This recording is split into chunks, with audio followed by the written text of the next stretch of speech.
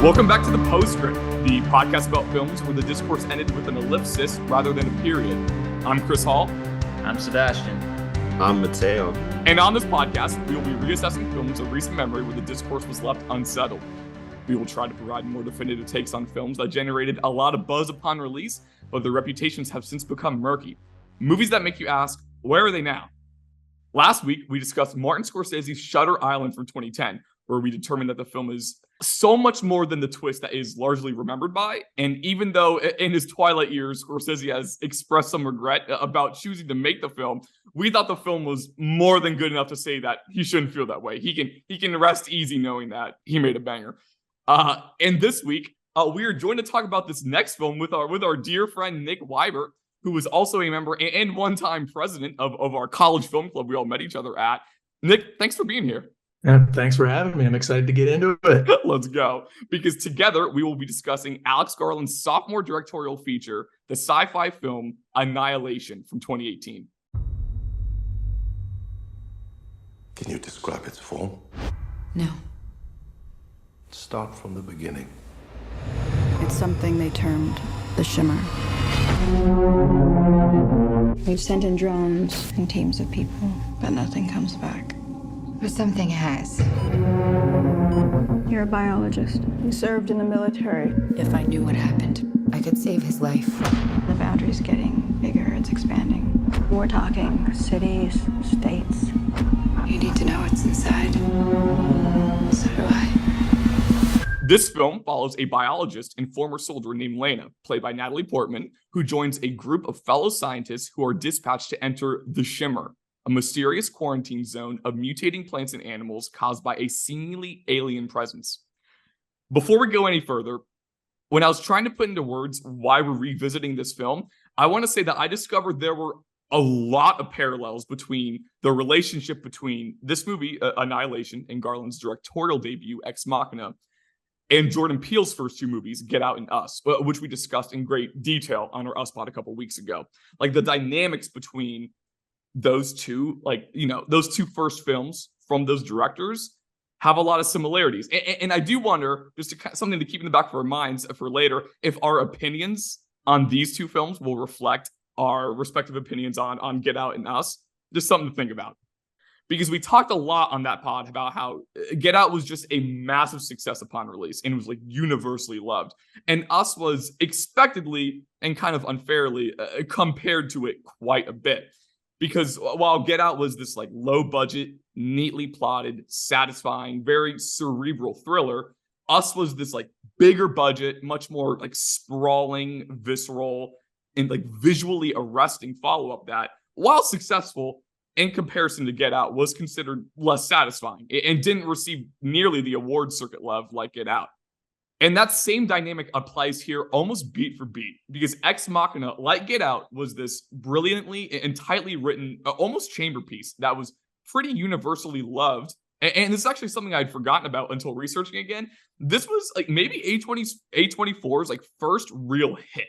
And it was certainly the biggest hit they had up until that point. It was lauded by critics, and to this day is one of like the 10 highest grossing films in studio history for them. It even garnered a Best Original Screenplay nomination at the Oscars, and it won for Best Visual Effects. It was a huge success. So, similar to Peele after Get Out, Garland was going to be afforded a much larger budget and even more creative freedom on whatever his follow-up was going to be. And what we got was Annihilation.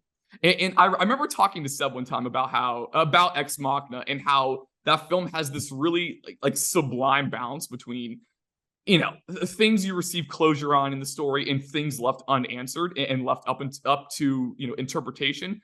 But Annihilation, similar to Us, is a much larger, more ambitious beast that asks some really big questions and is a bit more difficult to kind of fully wrap your arms around.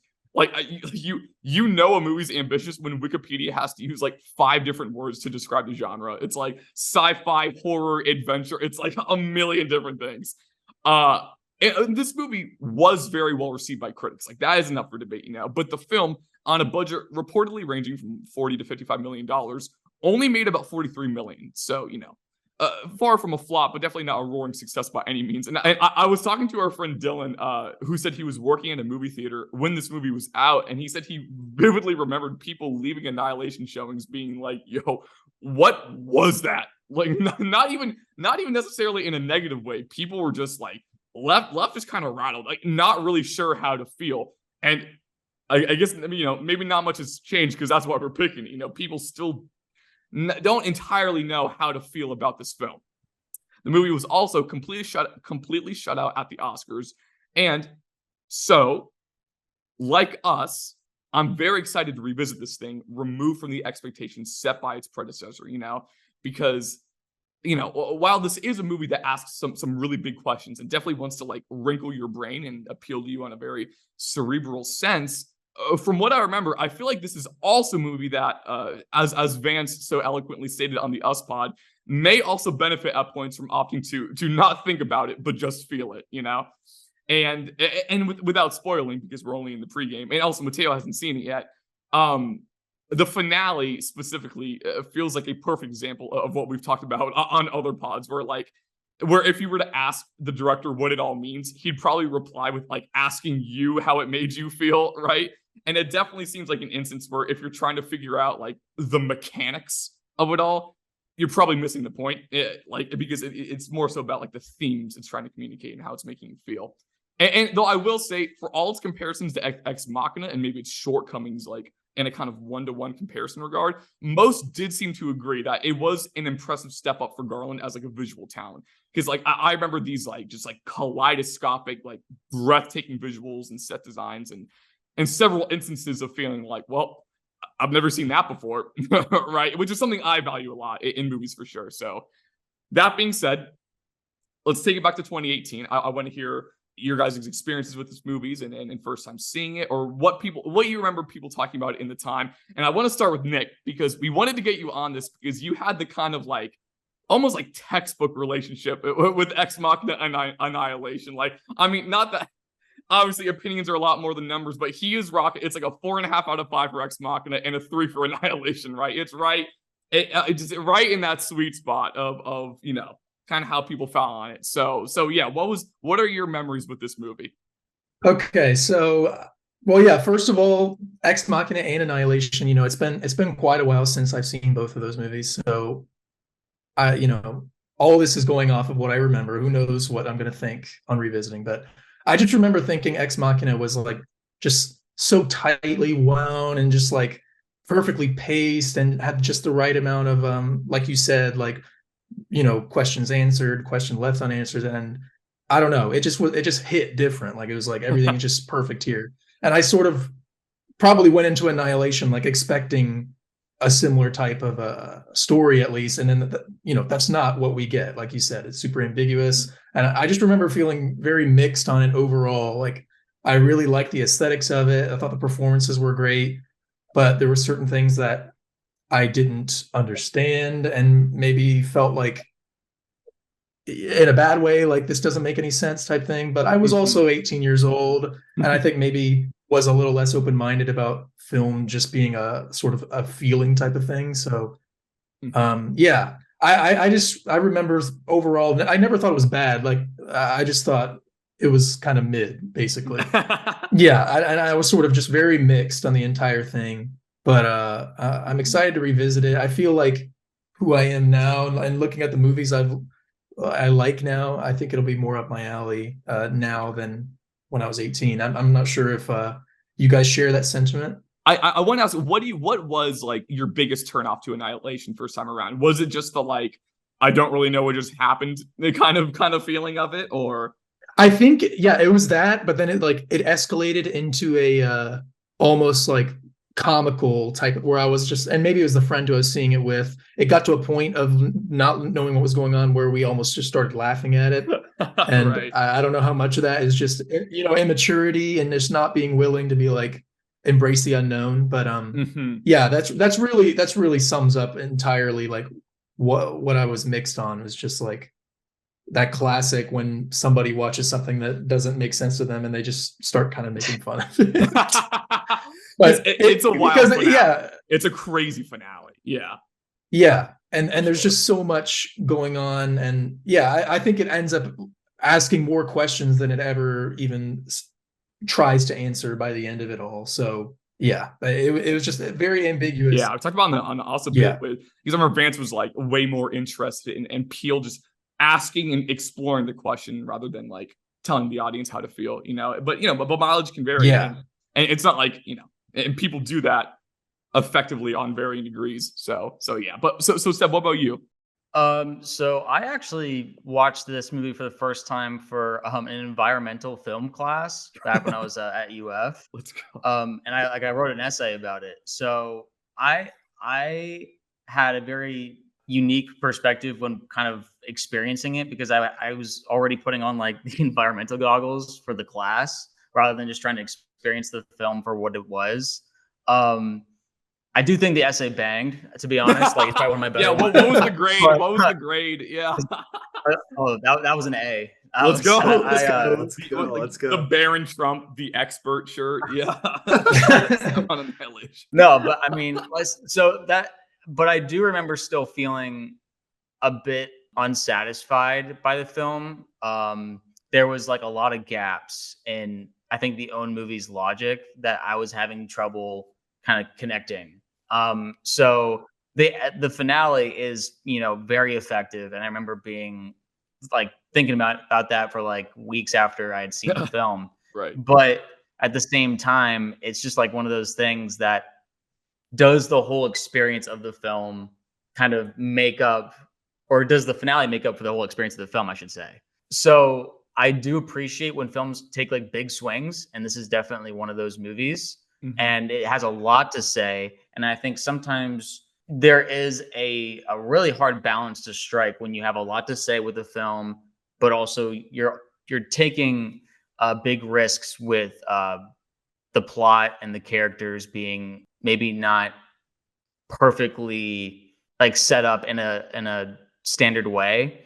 And what I mean by that is that the opening, I remember being very confusing, and like it's asking you to put the pieces together rather than like laying it out for you. And the movie doesn't hold your hand, which you can give props to the film or you can critique it for it. Like there's kind of two different ways you can go with it. And I think I ended up a little bit frustrated by the end that I didn't get enough answers maybe. And also I think this is a series of books, right? Like this was the first.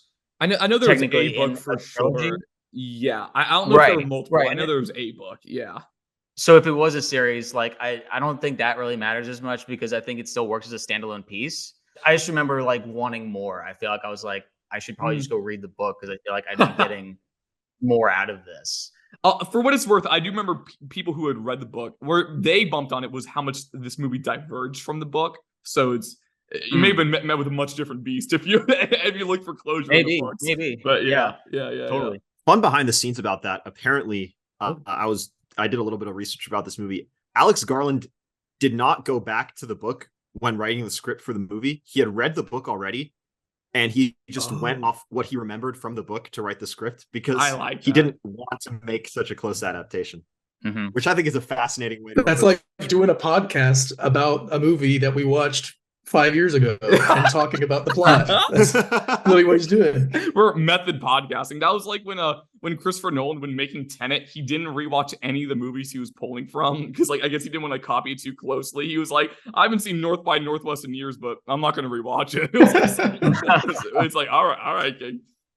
Maybe he was just lazy. But yeah, I personally I didn't see this movie in theaters. Though I wish I did, considering just it's the sweeping visuals. I watched this with my buddy, and it was one of those like movie finished at 1 a.m. and we spent the next hour reading like analyses of the film online. It's just like 2 a.m. in my living room, like, so the shimmer represents cancer. All right, it's just like just going back and forth with that stuff. Mateo hasn't seen Annihilation, and he's hot off his first Ex Machina viewing about like 30 minutes ago. So Mateo, what you think about that one, and where are you kind of headed into Annihilation? Because I think everything you know about Annihilation is what we've just said over the past 10 minutes. So yeah, well, I don't know what the Shimmer is. or cancer for that matter. Right. I don't know what that means, but Right. I guess, okay, for the listeners who are not as familiar with my Letterboxd log history, I don't really watch movies that came out after the year 2000 on my free time. So every time that a lot of the times that we go back and revisit these movies, there are ones that I missed when they came out, and that means I probably am not going to see them. So going into Ex Machina, I watched it just because I wanted to have a little bit of background to talk about for It's Annihilation, important, yeah. and it's his debut, and I was not that impressed by it. I was left a little bit kind of. It's just it felt very underwhelming to me. And I guess where you guys see like the tightness of the script, I thought it was just very shallow. And Seb it's the most defeated exhale I've ever heard from Seb. I'm gonna bump that up in post so you just hear like that was amazing. Sorry, continue, Mateo. Like I guess what my issue was that I felt like a lot of the times that screenplay was just like talking down to its audience and trying to like over explain things, which I think the audience of like a very cerebral, like philosophical science fiction thriller should not have these things explained to them. Like they can put the pieces together themselves. But at the same time, I did really like the way that he directed Oscar Isaac. And I thought like that was just like an absolutely like unhinged performance. One of the best that I've seen from an extremely talented actor. So I guess like the only thing that I really have to go off of is I kind of like the way this guy directs actors. So, and I guess like moving from like the very sterile environment of Ex Machina, right, to, from what I understand, is like they're kind of like exploring this like sort of like cosmic like liminal space. Like I think could be a lot of fun to see him like flex some visual muscles that he doesn't really get to on Ex Machina. It's an aesthetic 180 for sure, which is a good thing for me. I will say it's there is also a transition between like being dialogue heavy and then being, visual heavy, similar to a Get Out to Us transition for Jordan Peele.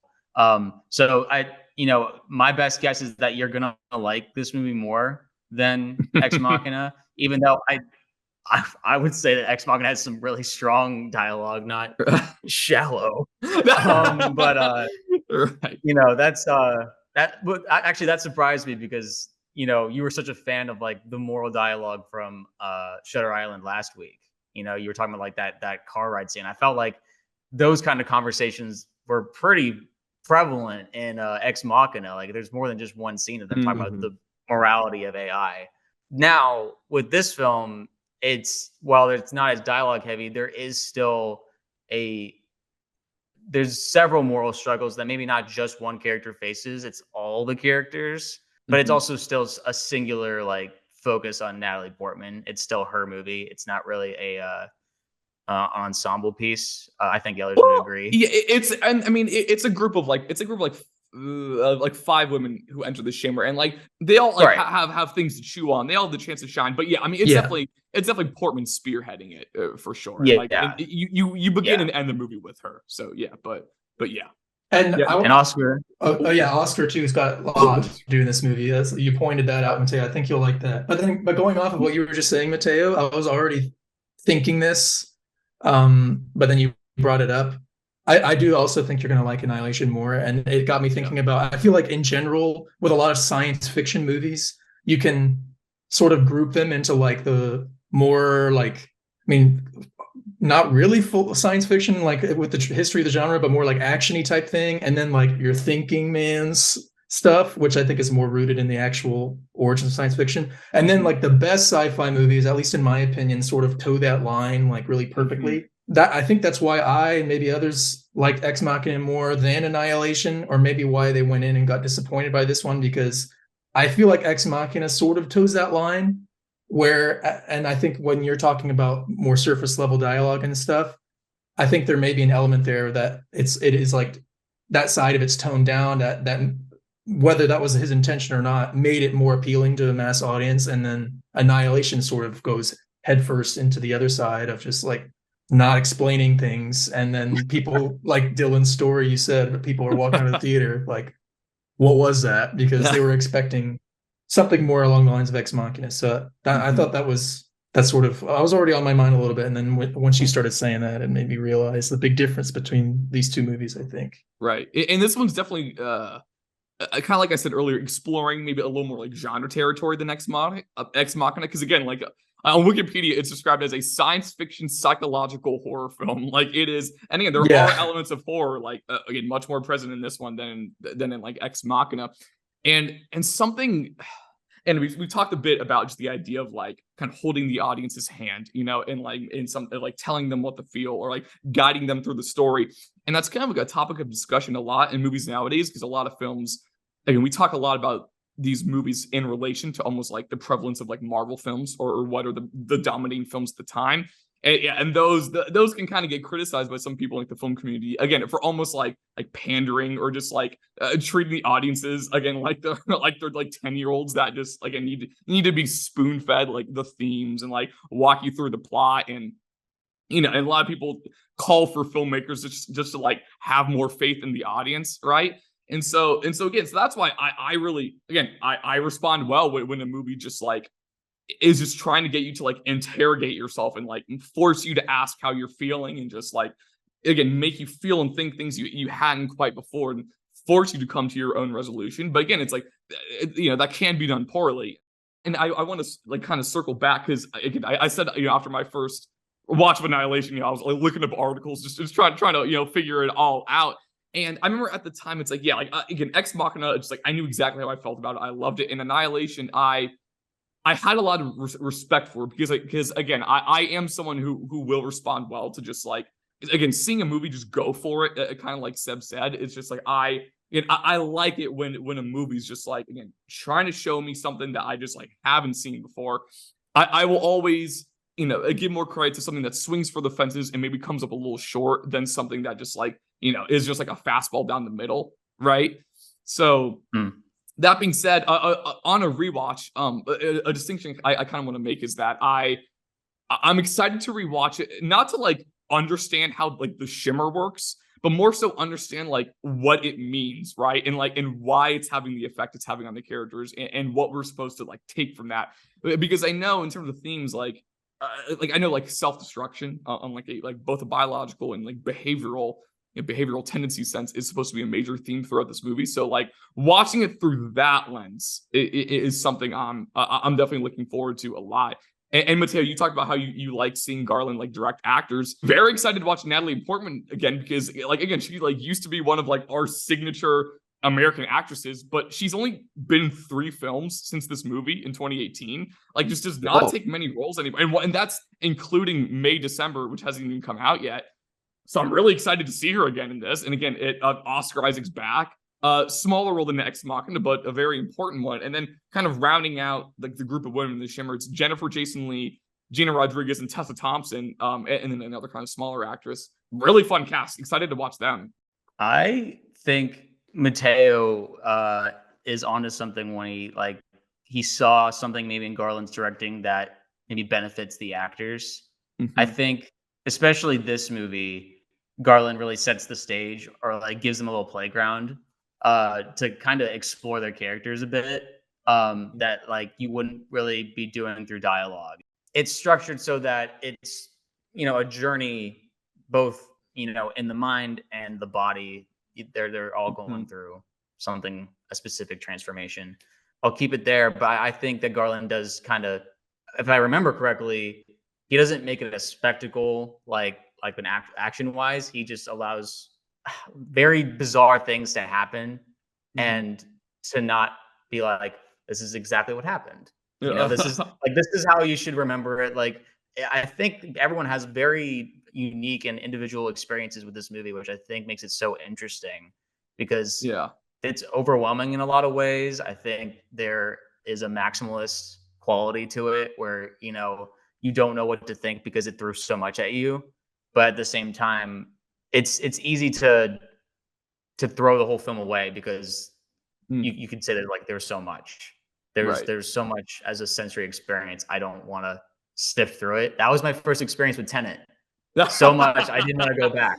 Right. And right. now with Annihilation, it was kind of that I had to sift through it for the essay, but now I just want to. I want to sift through it just for like as a movie. How is it making me feel? Not Right. as, Yeah. like, 'Cause when you said like an bizarre analytical things, piece. yeah, I feel like it's when you see something like that, it's asking why that's happening and not how it's happening. I Right. feel like is a Right. good kind of maybe North Star. But yeah, Nick, what are you thinking?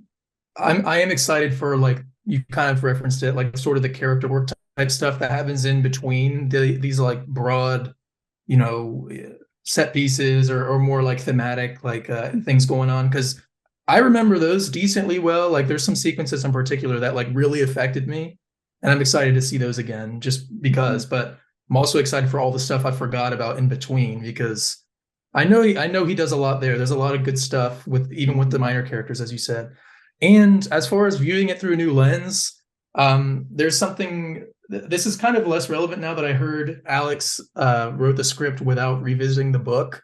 Mhm. But I had been doing some research on the original book because I found out that the author of the Annihilation book, Jeff Vandermeer is his name. Yeah. He lives in Tallahassee, Florida, and if the listeners don't know this, I live in Tallahassee, Florida now. I'm at school here, and everybody on the podcast, we all graduate from a Florida university. So I thought that was interesting that not only does he Yeah. live here, but he based the environment in the book off of a wildlife refuge that's in the area here. Ooh. Whoa. And so that's sort of got me like, intrigued. But even though now you're saying if Alex didn't like closely reference the text, then I don't really know how much of that inspiration it still holds in the film. But it's definitely going to be something I'm sort of watching it in a different light now, because Take a little tour. Immersive. yeah, it's like from Florida and growing up in that type of nature, like it's interesting to know that's at least in the book sense what inspired this, like so much of the Yeah. setting where the characters are at. But yeah, I just had to throw that in there. I was like, that's such a cool I'm cool booking fact. I'm booking really my flight to Tallahassee, and we're actually Let's go. for the proper experience. But Yeah, Yeah. That's fascinating. I guess I don't have much to say because I haven't seen it. Everybody's talking about like like understanding how this shimmer like makes them feel or what it means. I just want to know what it is. So like that's where I'm at right now. yeah, But the shimmer is pretty much one big like Star Wars Naboo shield. That's kind of how it looks, that's cool. And then a bunch That's of women walk into that and crazy things happen. I think that was the pitch. Yeah. To be honest, that's honestly, Mateo, you may like be more confused about the shimmer walking out than you are going in. Yeah. Just from that. You might know less about it in the post game than you do right now. Yeah. That's fine with me. I like to be clear, I like a good science fiction movie with a lot of talking. Mm-hmm. So it just has to hit the right beats for me. And there was nothing about Ex Machina that made me say, "Oh, this guy doesn't have it," or like he can't do it. I'm ready to give this the same chance. The same leeway, and just see where he takes those actors. So you saw, even though you weren't a big fan of the script, you were still seeing like a filmmaking competence that you were like, I can roll with this. He's got some juice. Yeah, I mean, it's not like there are like choices that he makes that I was not very enamored by, but there was nothing there that made me say, "Oh, this guy sucks." Right. So I'm willing to just walk into Annihilation and pretend like I haven't seen a movie by him before. Yeah, ready to get annihilated by him. Exactly. I'll insert a boom post on. It's like a 10-second long laugh track. but no, okay, all right. Any last thoughts before we dive into this rewatch? Anything you guys want to get off your chest? I want to ask a question to everybody here. Do they all think a director has a responsibility to hold its audience's hand when it comes to like complicated plots? Like, is that on the director to kind of walk them through it, or is it really just come down to like what you're trying to do? I think it depends on what they're trying to just like accomplish with the movie. Yeah. Like I think it's more so what their goals. If he's like, I want the audience to feel this or think this, whether or not that happens, I think it is. I don't think they have to like I don't think it's their responsibility to satisfy their like the audience expectations or like what they want to get out of it. It should be more about like what do they want them to get out of it, right?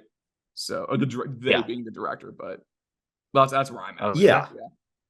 Yeah. I feel like if a director like wants to actively confuse the viewer on purpose, then like that's they could do that too. Yeah, like, that's. I don't want you to understand. Yeah, as long as there's intent, as long as it's like if it's confusing with purpose and not just like, oh, I just didn't write that well. right. Yeah.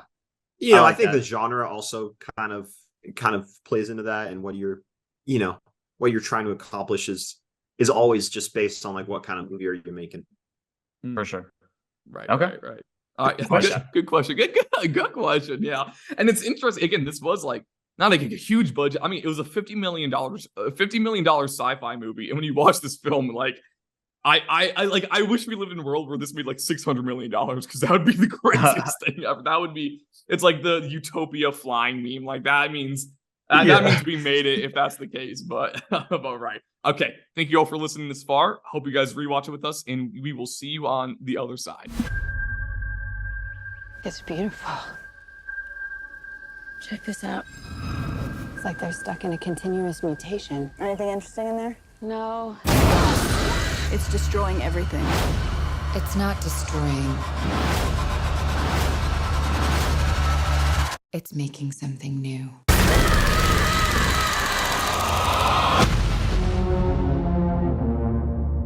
And we're back. Us four have made it out of the Shimmer. And we all have different colored eyes now, and we all speak with different dialects. I don't know what that's all about, but okay. So I want to get everyone's general thoughts on this movie about rewatch. Nick, let's start with you. What do you what do you broadly? How did this rewatch treat you? Well, so I definitely liked it more.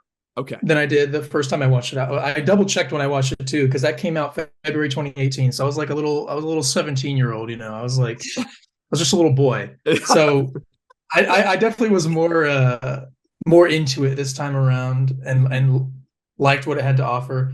But I don't think that it wasn't like a huge shift by any means. Like there's still in general I have the overall take where it's like most of the movie is like very solid. I'm into it. It never loses me, but it's nothing that's super like mind blowing until I get to that finale. And then that's just sort of like transcendent, like cinema. Like I love that finale. Yeah. And it hit even harder this time around. And I think it really makes the movie in a lot of ways. So without going into details about, we'll get in more plot details and stuff, I'm sure later, but just overall, it's like very, very solid movie with a banger finale. That's what I would say. Right. Totally fair. Mateo, what about you? Nick kind of took the words out of my mouth. I'm going to be honest here. I think he really captured like pretty much everything that I was about to say. Like, oh, sorry. I don't want to say that at all. Mateo just leaves the Zoom. Yeah. Once you get to that VFX shot of the cells dividing in like those last I don't know, it's like the last 20 minutes of the movie that happens. I mean, my jaw is agape. But I think before that, like, I feel like this movie like felt like burdened to like have these like kind of set piece moments as they're going through the Shimmer, which I felt a little like, like I don't think just like, okay, I guess they're gonna get attacked by like a weird alligator creature now. Like it was not like that's interesting. I was never like super compelled by any of that, but it definitely was an interesting journey, and I can definitely see myself revisiting this movie in like 3 years, but it didn't give me enough where I would want to go back and rewatch it like right now. I have to forget about it a little bit before I can go back to this. Okay. It's so funny. Like Mateo was like me, but like 2.5 years ago. Like that's exactly how I felt. Yeah, this is the start of the arc. Yeah. Ground zero. Right. So Seb, tell us how you're feeling. Chris said last week for Shutter Island that movie was the one that benefited the most from the rewatch for him for the postscript.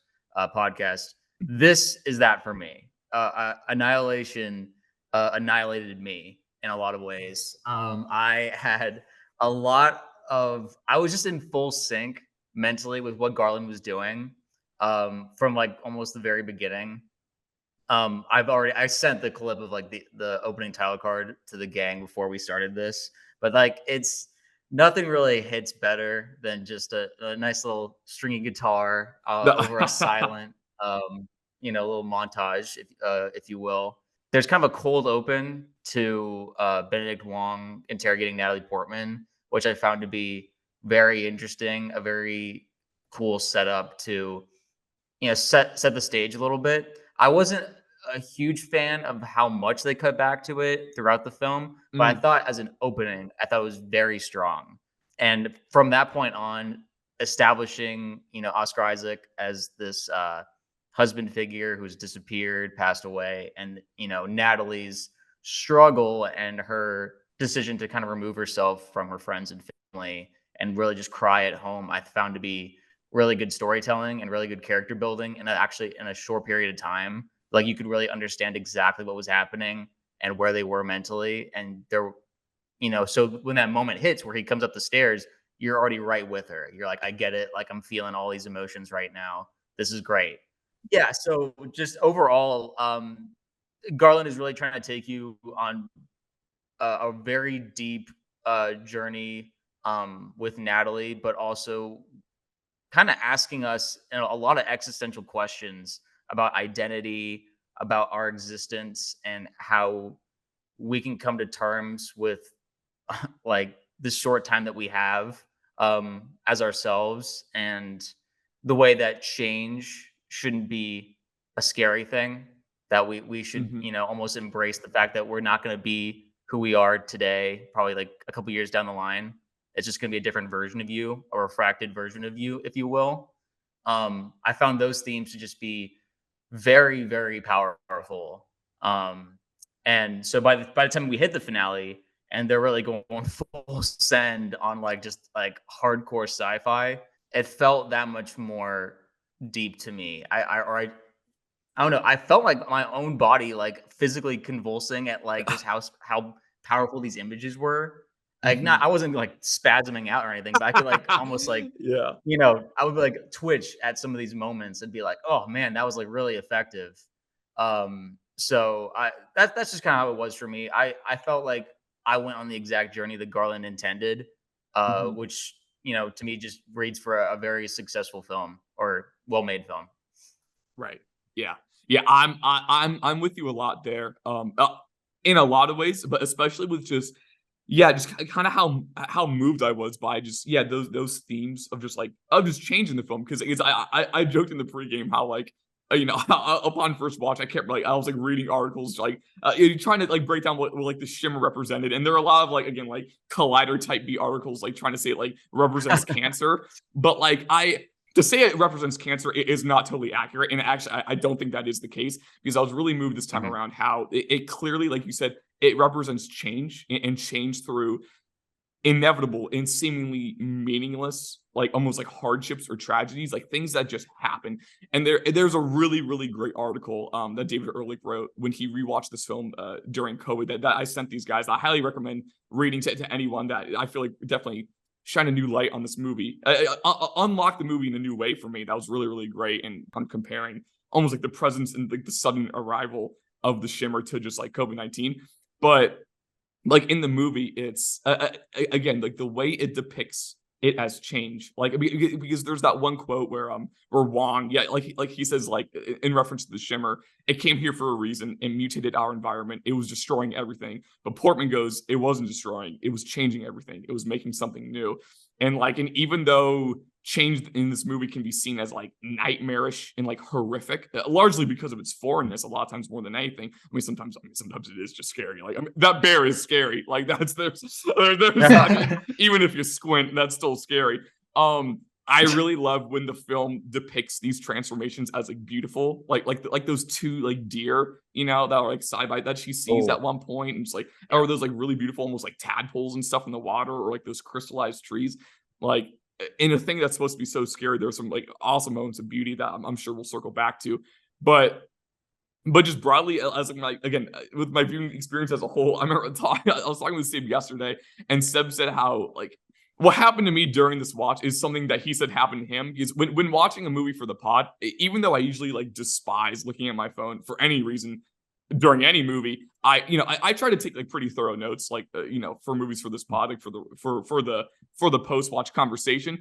But during this movie, like in the best way possible, like I didn't open my phone once. Like not a single note was taken. Like I was absorbed by this thing. Like and I do have many thoughts that I've since organized, onto this Google Doc. But wow, like I was just locked in. And it's not like the movie is some like nonstop, like 2-hour, like Mad Max Fury Road, like go chase movie. Like no, it's a pretty like steady and methodical pace. But I just like couldn't take my eyes off the screen this time around. And I've seen the movie before, but like I don't know, once you enter the Shimmer, like it really feels like anything can happen. Like I don't know, it feels like just anything goes in the shimmy, and there's this like really like really amazing, just like almost ambiguous ticking clock, because it's not like it's not really like, oh, we have 2 weeks to get there, we have 2 weeks of supplies. It's this like it's like that quote Jennifer Jason Leigh says at one point when she goes, if we don't reach the lighthouse soon, the person who started this journey won't be the one who ends it. Which, I mean, banger line. And so I love it's a very unique ticking clock, because it's like we don't really know how much time we have. We just know we gotta get there as soon as possible. And so I thought that was really effective. So that being said, I want us to kind of move through this movie, just kind of like top to bottom, and just move through the plot, and we'll kind of talk about it more in depth. And as things come up, we'll deep dive them. So let's just start at the beginning. And you already touched on this a little bit, but again, to start the beginning of the movie at the end, I love this device in like dramatic irony so much. It's such a wildly effective device to start at the end, and she just kind of starts recapping a little bit what happened. Like to have from the get-go her like be asked about the fates of the other woman, and be like, and when you hear it's like, oh, like 2 of them died and 2 of them got hit with the I don't know, like that's just like what a way to build intrigue in the first 40 seconds of your movie. Like I love that so much. And also just as we kind of move through the plot, like you guys feel free to jump in and interject whenever you want. Like I'll just kind of keep moving, and whenever you guys want to talk about something, feel free to hop in. And so you already talked about like that title card, just like, and it's so inspired to just like cut out all sound except for the score and that acoustic guitar as we see the meteor, like the inciting incident, I guess, of when it hits the lighthouse. Shimmer. And the way it like changes chords, rise, like the title card plays. Go to title cards in this movie, but that like the title card is just like, I mean, just goosies down the body. Like it is so amazing. And then it kind of keeps cutting back to the interrogation, which I think that works at points better than it works at some points better than it does at others. But yeah, and so then from that point on, we I was just gonna say the moments where it didn't work for me is when they were recapping stuff that was kind of like already obvious in front of our faces, where it's like, so she died. You're like, yeah, we got that part. Like we don't have to recap that in the flash forward. In case you missed, it's like in case you just went to the bathroom. That's what happened. And so after that opening scene, we cut to a classroom, and Natalie Portman is now a professor at Johns Hopkins, and she's teaching biology, teaching about cells and cancer cells, and the way and just the way in general that humans kind of break down and decompose is something the movie returns to a lot, and they kind of like self-destruct. Again, it's like the buzzword throughout this movie. And then it's established that her husband has been gone, likely dead, for about a year now. And then while she's just, and like Seb said, very quickly and economically establishes just like, again, the kind of grief she's feeling and his absence. And then just suddenly, and I love the way this is done. Oscar Isaac just returns, and I love the way he just enters the frame near that staircase. Yeah. And he just walks up, and Seb, you're so right. Like you really like in just a couple minutes, like you're there with Natalie, like already, like, and you understand why she reacts the way that she does. And then it's a very interesting chronology, because it's oftentimes, I feel like during that opening, it's hard to tell what is just happening to her now versus what is like a flashback to like some other time prior in their relationship. And I was like kind of confused by the whole structure, but like also like strangely compelled by it. It was a like it was an interesting balance, and you know, eventually, like as the movie goes on, like it kind of clicks, like what happened in the past versus what is happening to her right now. But starts to come into focus. It's a very interesting way to approach that sort of structure and that setup. Like, well, the first like sight that we see of Oscar is the new version of him, or the refracted version of him. And like you're absolutely right that like that being his introduction to us is a really interesting choice, rather than just start with a memory and then do that scene. I feel like that's an intentional thing for sure, because we're getting all of Natalie's basically telling him who he is, like, to us, you know, more than like us getting to see him do what would be his character first. Because we do get a flashback with him and her when they're in bed together, which I found to actually be like really, really sweet. It's a great scene. And that's like, I think at the end of like the first act or something. So they're very, very cool choice. I like the chronology stuff in the and I was gonna say, for me, like that's like the real hook. I like because the opening scene is like sort of the pre-hook for me, where I'm like, okay, like when we start in on her, like I don't know, and then I'm like, okay, you've got my interest, and then they hit you with that scene like not long after. I'm like, that's just such a good setup on paper, without even thinking about it visually and the actors in it. It's like grieving widow, like hasn't seen her husband in a year, doesn't know where he went, and then he shows up at the doorstep, and it was like, okay, I'm in. And we haven't even got into any like sci-fi anything. Like it's just like, I don't know, just such a great hook. And this is the way they chose to do it visually, with like she's listening to the song that like and painting the walls, and it's painting over. It was so simple. It was just like,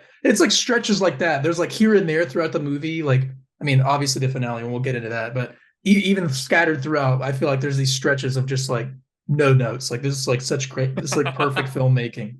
But it's not consistent the entire time. And that's one of those stretches for me where it's just like perfect. And there's like no dialogue. It's just like, and just setting us up, like introducing us to his character by looking at pictures of him, like in the military. You hear that song, and he just shows up. Like, I don't know, it's just so good, such a great hook. I love that. Because him showing up, like that is the real like inciting incident in it, and like from that cold open to him showing up, that's like for you, that was like the DiCaprio Django. Like at first you had my curiosity, now you have my attention. Exactly. So when it flipped right there. When Isaac shows up, and that scene is oddly like that conversation between those two, and that one of the best shots in the movie, like the water glass, like hands refracted, like in through the glass. Cooking, and stuff. Isn't there something you wanted to say about that scene? Yeah, I wanted to pause there and just kind of ask how people felt in that scene in particular, like if they were confused or like more interested. I'm getting the vibes that we were all pretty interested by that scene. Like, it creates intrigue really well, because it's just like, what the freak is wrong with this guy? I like that she keeps asking him questions, and it's like almost like continually like frustrated. He's really just not giving the audience anything. Well, I think it's what's great about that to me is that like you can clearly tell something is like really wrong with him. Like just by like the way like he's just giving like one word answers, just saying I don't know. And the scene ends with like the blood in the drink and him going, I don't feel so good. He says like, I don't feel very well, and then like the dynamic of the movie just like shifts on a dime, like instantaneously. It's crazy. It hits the ground running. Like it goes 100 miles per hour. You're in the ambulance gets stopped by the military, and you're like at the base within like a minute. Like they are just going fast to get you to the Shimmer, but it works. And that's something that I think helps make this movie so rewatchable. I feel like is that like you get to the Shimmer really quick, like, and that's because again, his body kind of shuts down. They're taken to Area X. Portman's told what's going on, meets the rest of the teams, some of their motivations, and then like I think before the 30-minute mark, like you're in the Shimmer, and that's like, and it has a lot of exposition and stakes to work through. But I think it does it pretty well. All that is set up. Again, we meet the team. And Natalie Portman agrees to go along, and then we get, again, love the title cards, just the Shimmer, and so it's them five again. It's all like very like simple, awesome shot, just them approaching the Shimmer and just like entering the exterior. Very, very cool. And that's kind of like the end of the first act. And then each act kind of begins with like a flashback of her. And so, you know, they enter the Shimmer and it kind of establishes, you know, it's the flashback of her like having the affair and all that. And that's kind of set up. And then she wakes up. And then immediately things are off. Like we don't even have time to like really settle in. It's just like something's immediately kind of wrong from the entering the Shimmer, because they wake up and none of them have any memories of how they even got there. Like not of walking to the Shimmer, just of how they even like set up camp. Like you know, they say according to like their supplies, they've already been there for a few days. No one has any memories of any of that. And yeah, that the intrigue and disorientation it creates, I think is really, really effective. So it's like, okay, things are weird. And from that point on, they kind of work their way to like that dock. And that's where we get that gator set piece, which I know Mateo had some thoughts about. And because once they arrive at that dock, it's between the gator and also the flowers. It's clear that things are kind of impossibly mutating and crossbreeding. And Right. I love that it's shots like when the camera, it's like the POV gator mouth camera. Like you just know, like that's the type of shot you can imagine the director getting hyped over. Like, oh yeah, like we're doing the mouth shot. We're doing that. We're like they're getting hyped for that one on the shot list. Very, very cool. Yeah. But yeah, and any thoughts about that scene in general? I do. This is where I start to harp on this movie a little bit, but there are times where I wish that this movie was a little more just an exploration of just like the environment of the Shimmer, and maybe like harkening back to our Godzilla episode, a little bit of scale. Right. And I feel like there are moments like that with like that shark, or not, it's a shark alligator crossbreed attack, Right. where the movie starts to lose me, I think, because I feel like it almost like distracts from what I think is more interesting in the movie, which I feel like I kind of wanted it to be a little bit more like slowly paced and like kind of like flow a little more continuously through their journey. And I feel like it interrupts that to like have these set pieces, which are like executed well. They're not like bad, but Yeah. I feel like structurally I didn't come away with very much about what the movie was trying to communicate thematically, or even just like the vibes that the movie was trying to cultivate. I don't think came through effectively in those sequences. But your mileage may vary on that. I'm sure that execution wise, they're fun. Yeah, no, but I think I agree with most of what you said, and it kind of gets into what I think about overall with the movie that sort of keeps it from being like the greatest. Not that it's bad, but like when Right. I feel like it's kind of held back by Chris. You mentioned in the pregame about how like even Wikipedia doesn't know what genre this movie fits into. And it's like it's a movie that's wearing many hats, and Yeah. I wouldn't go as far as to say that it does any of those things poorly, but most of them it just is sort of like does pretty like well, like Mateo said, like these action set pieces, like they're well done, but they're like it's sort of a jack of all trades, master of none situation to me, where it's like about trying to balance a lot of things. And it's the sequences like this, it kind of sticks out to me, where it's almost feels like unnecessarily like manufactured stakes or something, because we already have stakes, Right. when like that, like Mateo said, that I care about more than, and it sort of feels like a detour to just be like like alligator attack.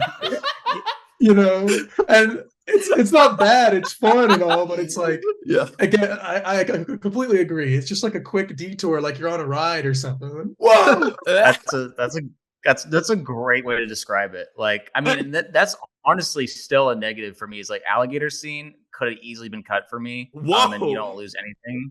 I think just because tonally it is better to rest in the psychological horror of it all rather than like the actual manifested horror of an alligator shark. But what the scene that does work for me is still that bear scene. That's the other set piece that I think manifests We'll get there in a the sec. themes that Mateo was talking about very well. I think it does tie in, like That's a good the point. voice and everything.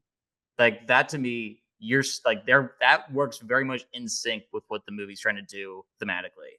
But we'll get to there. Yeah, But, that one is a pretty overall good alligator synthesis. scene. Yeah, that's But but I want Chris's take because I was like, it seems like you're pro alligator attack, right?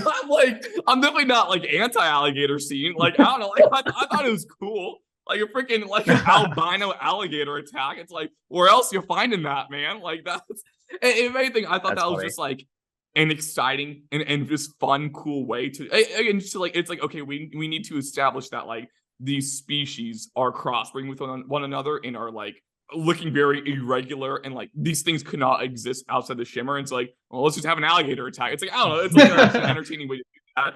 But like my understanding of that seems like it's like studio mandated. It's like, oh, we just hit the 40-minute mark. Like we got no one's fired a gun yet. Guns.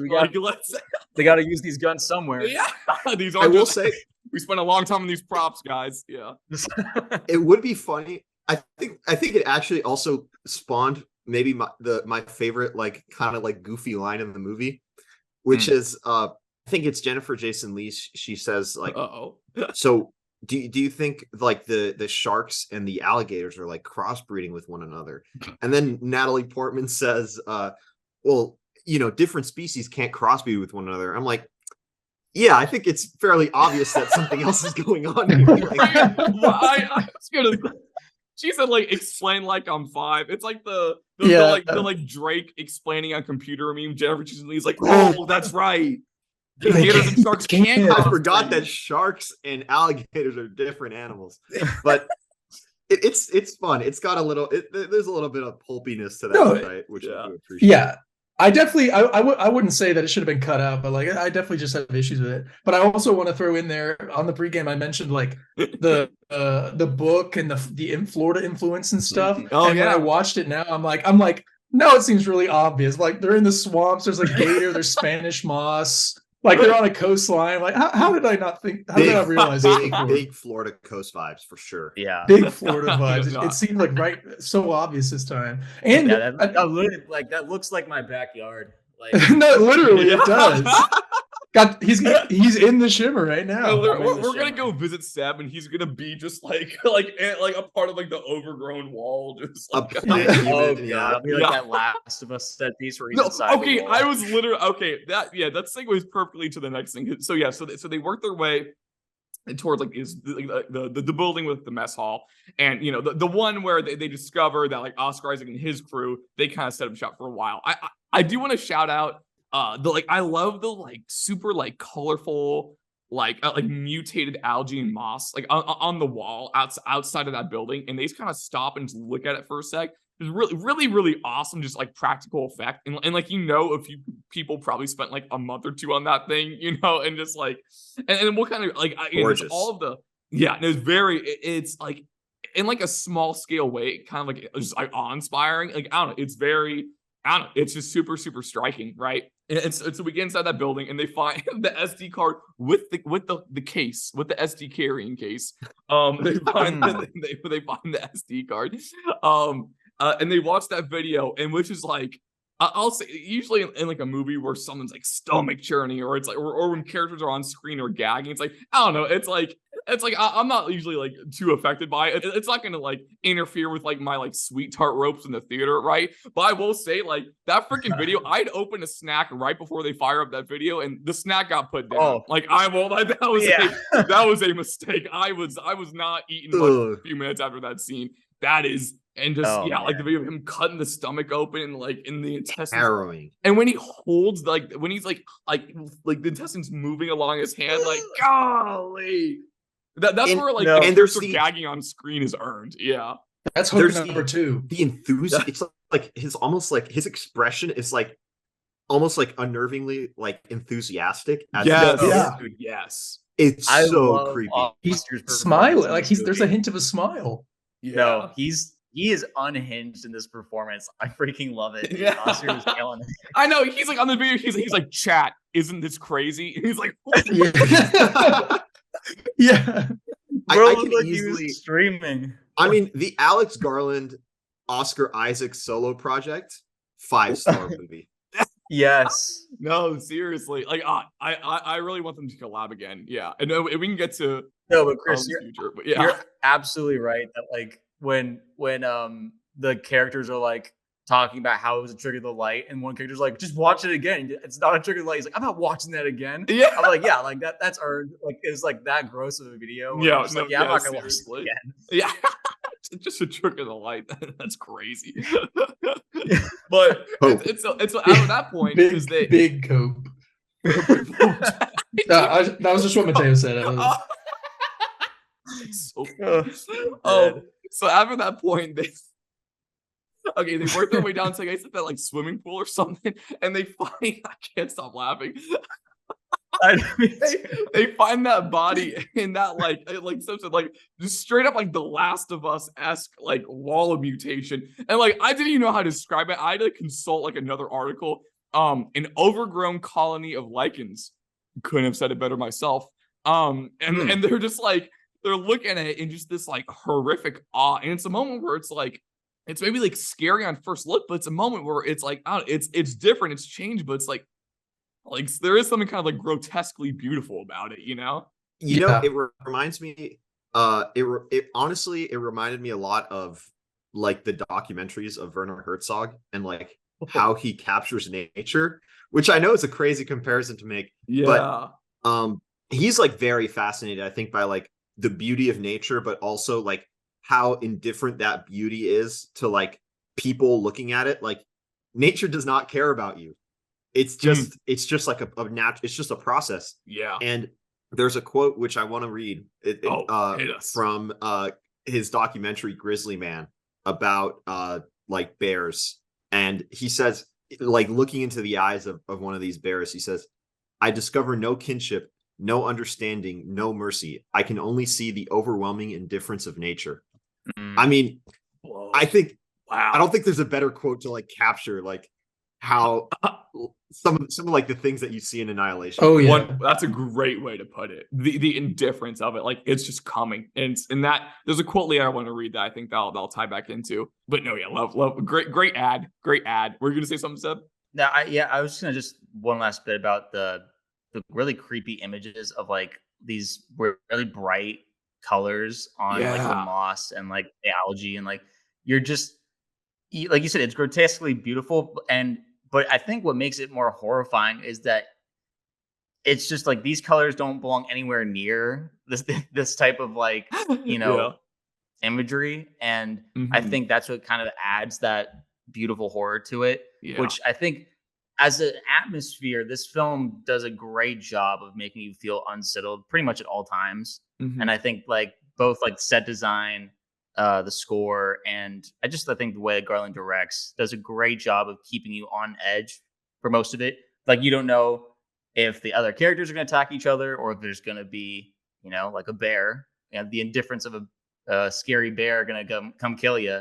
Like there's always something. And I like that the characters are constantly theorizing where it's like either something killed them or they killed each other. Those are the two options, which I think is a really cool way to simplify the stakes. Like you're not like, there's not just anything can happen, like anything in the shimmy goes, like what Chris said. It's still like somewhat focused where you're like, the characters are aware of what their goals are and what the stakes are, which helps, I think, the audience.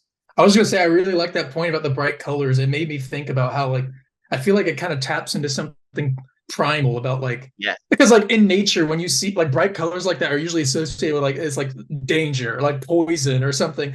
Ooh, and I feel like there's maybe some part of us that like on a subconscious level still has a reaction like that. But then at the same time, we have this appreciation for the beauty of it, like you're saying. And it gives rise to this weird conflicted like feeling of like thinking something's grotesquely beautiful. Like that sounds like a complete paradox, but it's definitely how I felt too. Right. It's how you can describe change as just you know, it's scary but beautiful. Maybe it's not beautiful, maybe it's sublime. Oh, it's like because I think the fear is part of that reaction. I think that like overwhelming emotion absolutely comes, I think, almost from a place of fear. For sure. It's a catharsis. Because like it's it's a catharsis. It's refracting from everything, like the beautiful and the horrific, you know, and that's why we get images like that. And so from that point on, so they kind of set up shop in this lookout tower. Also, if you have a lookout tower in your movie, 5 points to Gryffindor. I don't know. I think that's just like it's always like that's always point, good works. Chris is cooking. And I love and so yeah, another kind of flashback. Natalie Portman wakes up, talks to Shepard for a little bit. They kind of have like a nice convo and just how they're handling everything.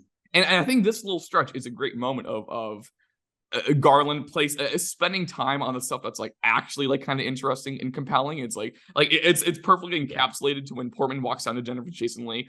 And Jennifer Jason Leigh for like 10 seconds like describes the plan. She's like, okay, we're here, we should move here and then here. And then Portman's just like, okay. And they just like blast through that exposition to just like talk about something like that they can tell like Garland actually finds more interesting. And they talk several minutes about just like the self-destructive tendencies of just like people and humans and all that. And I'm like, that's cool. Like that's just like an example of like a movie just like again, just spending time on the right things and just like not in another example of the movie not getting bogged down in exposition and just like being able to explore and trying to like leave you with something, you know. I love like in that long speech, like Jennifer Jason Leigh is like kind of like talking about like a drive to like self-destruction in humans. Yes. And then you know, Natalie Portman is kind of skeptical. She's like, nah, I don't know about that. And then Jennifer Jason Leigh says, isn't self-destruction coded into each cell? Because like, you know, every cell has like a programmed like life cycle that ends with like programmed cell death. And like that sort of like connection, like the cellular level to like the macro like human behavior level is pretty unnerving to think about. Yeah. No, 100%. This is a great spot for me to ask or even mention. There's a whole subplot about like an affair in this film, and I completely forgot about it. And it's like the main driving force behind Natalie's character, to be honest, because when she talks about why she has to go in the Shimmer, she says, I owed him. Yeah. And it's not like, you know, there's ever a story about like him saving her life in combat or anything.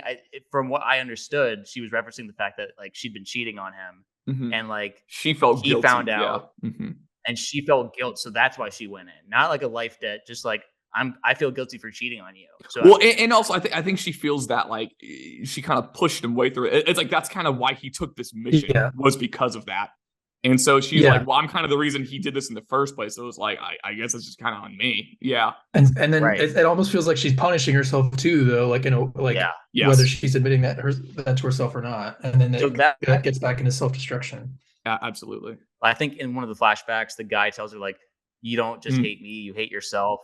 And then she responds like, no, I also hate you, which I thought was a great line. That's Sorkin in a good way. That's like good Sorkin. Yeah, right. But like, no, I hate you too. Yeah, her self-destruction. And I found that to be a really actually unique character motivation for this kind of film. Because I feel like it's so easy to have, you know, your main character be, you know, unfaithful, and that to be like kind of a put off for a lot of audience members, being like, it's hard to back this person who's, you know, got like this dirty or dark past. But I thought that was a bold choice, and to have her struggle with that choice of hers throughout the film, it's just like it's not a life or death thing, which makes it more psychological to me. You know, like your love, you know, wasn't able to, you know, hold faithful, and so that is destroying you. Whereas for other people, it is a life or death thing with cancer or just how they feel about their lives. And it kind of sends her into this like that loop of just like destroyed her marriage, like, and then she feels like she's like punishing herself because then she feels like she almost like doesn't deserve better, maybe doesn't deserve that redemption, right? And I feel like that conversation that she has with Jennifer Jason Leigh kind of like it really kind of captures like sets the table for their kind of like the way they approach like their attitudes towards like this change, and how pretty much all the characters' attitudes and how they react to this change like does kind of inform their fate. And it really informs the fates of Portman and Jennifer Jason Leigh in that finale, and how like, again, Jennifer Jason Leigh's a lot more like pessimistic about it and like thinks she's being a realist, is like, this is just like this like destruction and disintegration like is going to happen to us, and she just, you know, faces it in that way. And Portman, she's a little more skeptical. She's like, she knows it's inevitable, but you can tell maybe that she feels there might be a way out, you know, like it's not it's more than just destruction. It's destruction right. And we'll kind of get more into that later. And so then after that scene, that's when we get the first sighting of the bear, right? and I just want to say the only like kind of goofy moment, or like a slightly goofy moment of when like they build the tension towards just like, oh, there's something here, like the fence is broken, what was that noise and all that, but and like I know they say like I can't see anything, but then the bear's just there, like just gets what just naps him. It's like, and like again, I'm not getting too hung up on it. It's like it was dark, but it's like I don't know. It's like this. It looked pretty well lit to me. Like I'm like it's like That's very movie silly, lighting a logic. little cinema sinsy on my part, but I was like, all right. I was like, the bear just rolled a nat 20 on that stealth check for that bear, just like right up to it. But yeah, so not the last time we see that bear, and after that point, that's when the paranoia, really starts to set in, especially with the Gina Rodriguez character. And that was a moment where I did kind of like cutting back, like to the flash forward. Right, and Portman's like, no, like we gotta go along the coast, like sources do trust me, like we like the coast is the best way. And it cuts to Wong, he's like, so you lied to her. It's like, let's go. Well, what I loved about that flash forward is that he's like, you knew, like that's the one they reveal Ventress had cancer. Oh yeah. You knew, like, yeah. She wanted, like you knew she was gonna die anyway. Like it was really your decision to keep pushing forward. Like it wasn't hers. I'm like, that's good stuff right there. Like that's good. That's good. You're adding. You're not taking away. You're just adding layers now. I love it. Yeah, good shout. No, just like the post, I guess like the post-mortem of the bear, when Gina Rodriguez starts to lose it. I mean, that scene is just incredible. I mean, I think she, like Gina Rodriguez there, her performance is just like out of 10. Like, and she's like yelling, like it's a tough kind of performance to kind of like, because you kind of have to be the bad guy in a lot of ways, but it's like, I don't know, like I think she's good. Like Lena is a liar, like that line delivery is incredible. Like, she said we gotta keep going, and after that point, that's when they find Shepard's body in the forest. And in one part, like I feel bad. I always kind of laugh at when I watch this movie is when they find just her foot on the ground, and Portman goes, "Guys, she might still be alive." Like this, she feels like she might not be dead. Like, no, it's like, come on, girl. Like, it's like in the freaking movie To Live and Die in LA. No spoilers, but there's at one point where like a character gets shot with like point blank by a shotgun, and someone bends down and goes, "Talk to me, buddy." It's like, don't hold your breath, pal. Oh, it's like she got yanked away by the bear, and you find her foot on the ground. Like, what do you mean she might still be alive? Like, give me a break.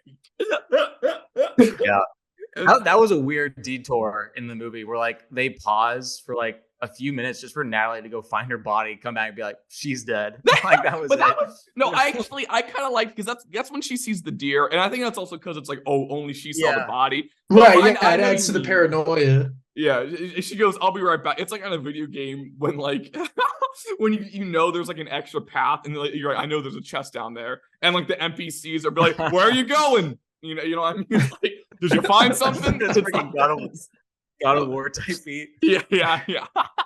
that was the Portman main character moment, right? But user controlled. And so then after that, that's when Josie, Tessa Thompson's character, that's when she discovers that the waves are not being blocked, but rather refracted, and I love, and again, a kind of unsettling but beautiful imagery of like those like humanoid plants. You know what I'm talking about? Like love the way those, again, the freaking like production designers cooked on this thing. Like it's and also, and maybe there's more VFX than I know. Garland is pretty good at blending that. Especially in Ex Machina. I mean, it won Best Visual Effects for that reason. But and that's where it really establishes that they're in this like melting pot, like petri dish of DNA, and in the indie like they're truly all in it together in every way. Yeah.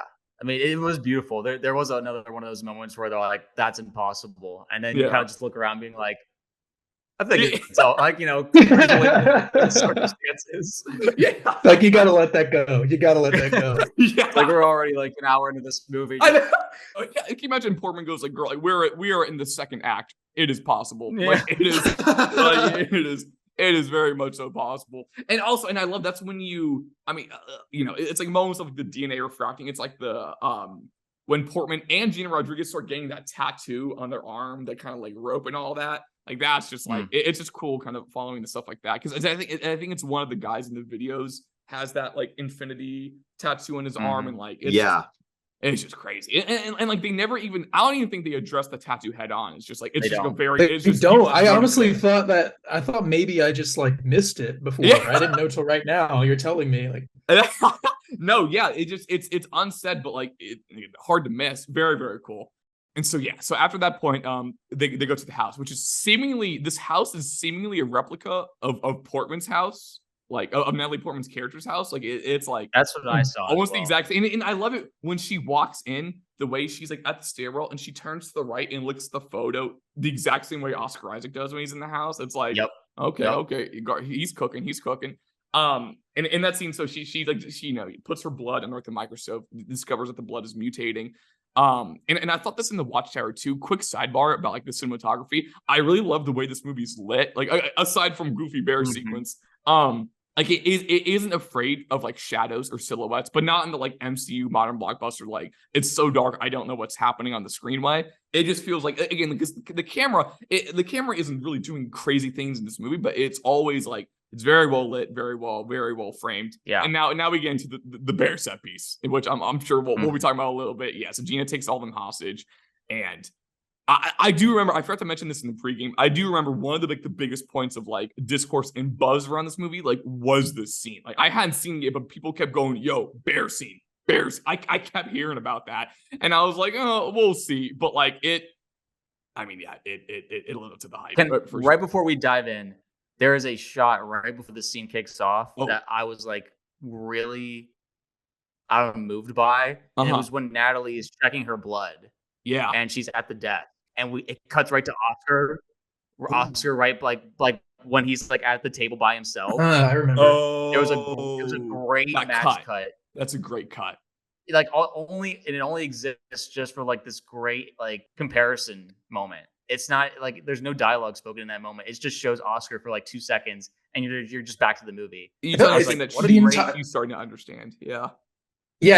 And the entire movie, like from the get-go, I was going to say this earlier, but we moved on. But I just want to throw this in. Like the fact that they parallel the very opening scene with her being interrogated, like, I don't know. And then the first scene we see with Oscar Isaac, it's like the same thing. And we know by the end why that is. Like they've both gone through the same thing. But there's a lot of clever, like, little tricks like that where I feel like they're constantly drawing parallels between the two of them because she's kind of retracing his steps and like going through this journey that he already had. But it's the way it's framed. Like the shot is like in the hallway, so it's like a very narrow, frame. I love that. It's just like her silhouette. I love that shot. Yeah. Fantastic cinematography. What? Fully agree. Yeah. And so enter stage left, the bear, and that is like that.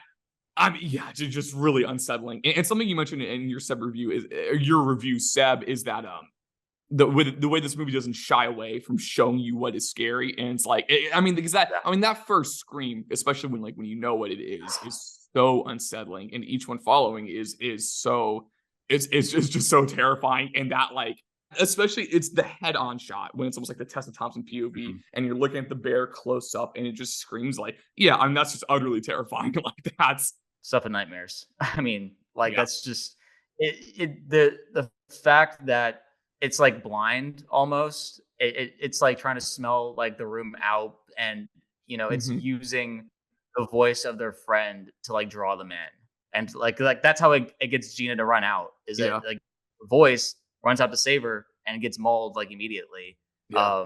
Is just what I mean. It's a really weird mix of like this human emotion that we have to want to help others, but also like it's using that against us. And that's still primal in a lot of ways, but it's just obviously unnatural. Unnatural and natural mixed together. Yeah, that's a true. Like if you're in a theater, it's like you can hear a pin drop during that scene. Like it's just you're clenching your armrests. Like it's really good. And like you guys were saying, it's like that scene is a really perfect synthesis of just like of incorporating themes into this kind of like into the set piece. It's kind of awe-inspiring set piece, and and like in the scream of just like in the way.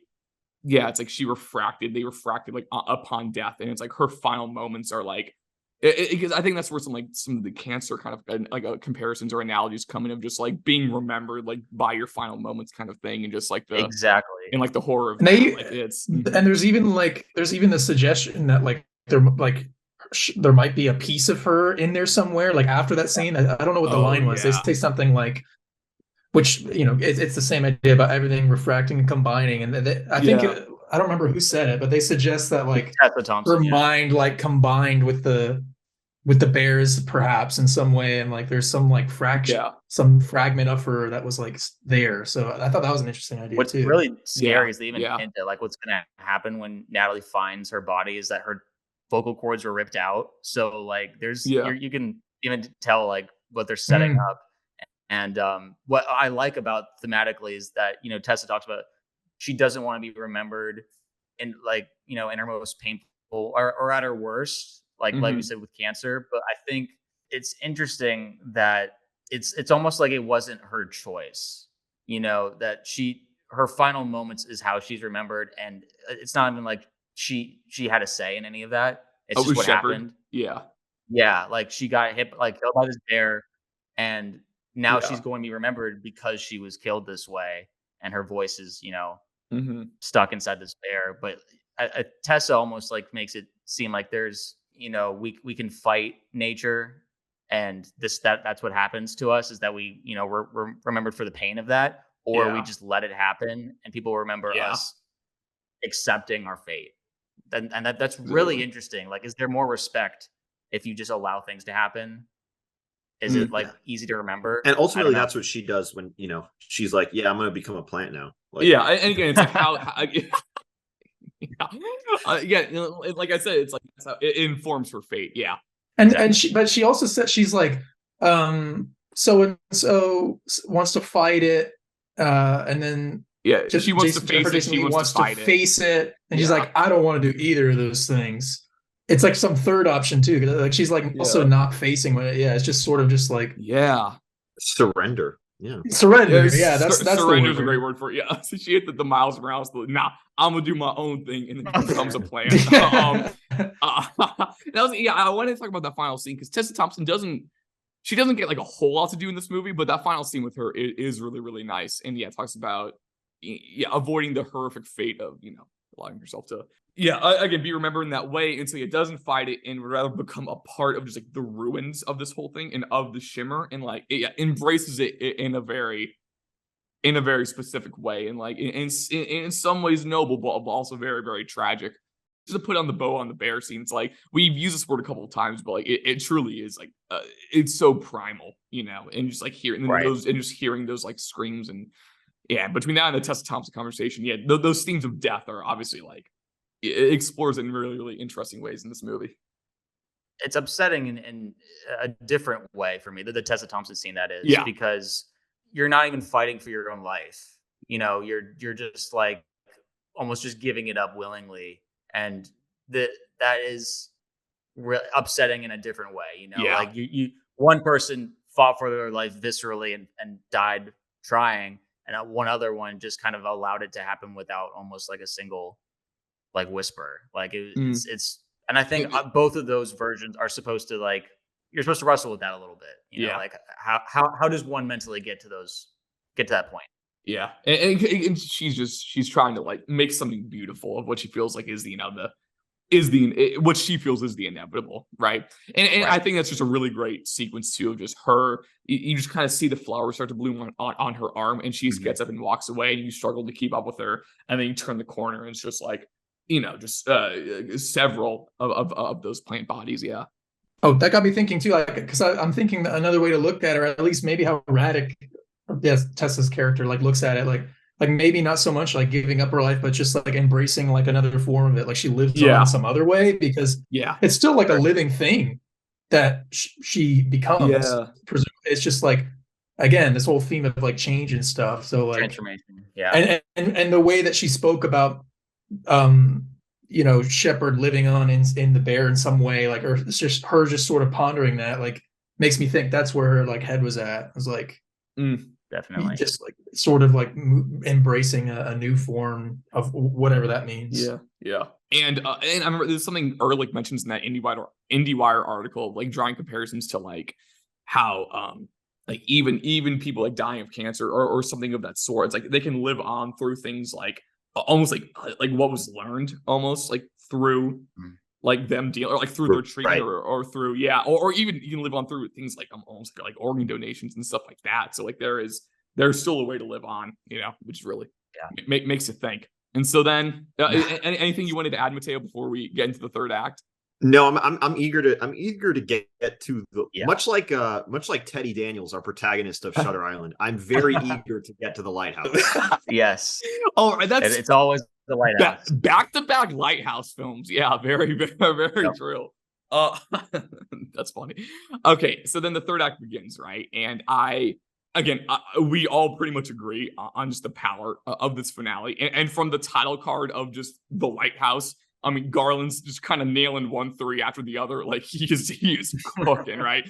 And so the act begins again with a flashback, a very like nice, quiet memory with Oscar Isaac. And that's when a very cathartic moment. It cuts to Natalie Portman just like full blown, just like crying and weeping. And that was, I kind of forgot about that. And it was really moving this time around because all of her emotions and her grief are like largely internalized in this performance so far.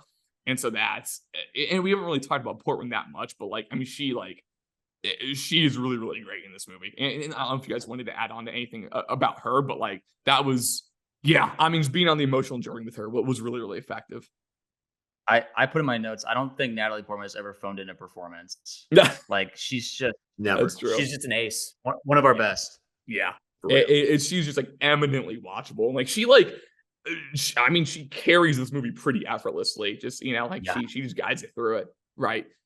Really, really great performance. And then so we get the title card of the beach of the lighthouse. I think it's that first shot after that is that like one of my favorite images or shots in the entire movie is that shot, that kind of like almost side profile of her, just like in kind of medium wide, like on the beach, and you see just like the shimmering, colorful shores, and she's just like standing there looking at the lighthouse. Like, I mean, that might be the like wallpaper shot of the movie for me. Like, just gorgeous, like striking image, one of several amazing shots in this final stretch. And she works her way up to the lighthouse, and you see like the skeletons and the skulls and the bodies on the ground, like all laid out in front, just like in the like crystallized trees and everything. Like it's awesome. Like and it's so many unforgettable images. And then you work your way into the lighthouse, and another example of like the production design and the practical effects just being like superb, and just like the like almost like tree root, like a white looking thing. It's the way that interior is designed, and that really eerie, ominous hole in the ground. And then I love, and you see like the charred body in the corner, and I love that camera movement, like from the body backwards to reveal like the camera facing the body. It's amazing, simple movement. And then we watch the tape. Yeah. It looks like those like shadows that you see. Oh yeah. After like nuclear blasts. Yeah. I mean, that sort of like impression that gets cast into the wall of the lighthouse, like very striking image. Yeah, 100%. And kind of like recalls this sort of like catastrophic moments in the history of the world, shall we say. Absolutely. Yeah. And so then we watch the tape, and it's just, again, and Oscar Isaac is just like he is like a sneaky unsung like hero MVP of this movie, and just like doing that like country or like southern accent, sitting down, and just like single static take, and just like that was wild, dude. Like, because I was like, wait, he has an accent? Where that's what I was confused, because in the flashbacks he did not have one, right? Right. And so that was something part of the refraction. Yeah. Okay. Maybe maybe someone he was with, like someone. That's totally what because he says something to the effect of like I'm told like I was Kane, or like he's having like an identity crisis because he's just he has so much other DNA and like prints on him. What's awesome is like that moment where he's just like, am I me? Am I you? Like he's talking to the camera, and you're like, oh god. That was one of my Twitch moments where I was just like, don't merge with me, Oscar. Yeah. But then you Yeah, realize me alone. you realize he's talking to his clone behind the camera. Really. Right. Yeah. Which is Oh, that. a Oh, God. fantastic. I'm getting reveal, goosies by right the way. now. Yeah. Yeah. Oh like, yeah, and then the 'cause- way the other one enters the frame, you're like, oh, it's like yassified Oscar Isaac enters the frame with the slick back hair. It's like exactly how he entered the frame. Yeah, you're right. Wait, Sloppy steaks are Trufani's.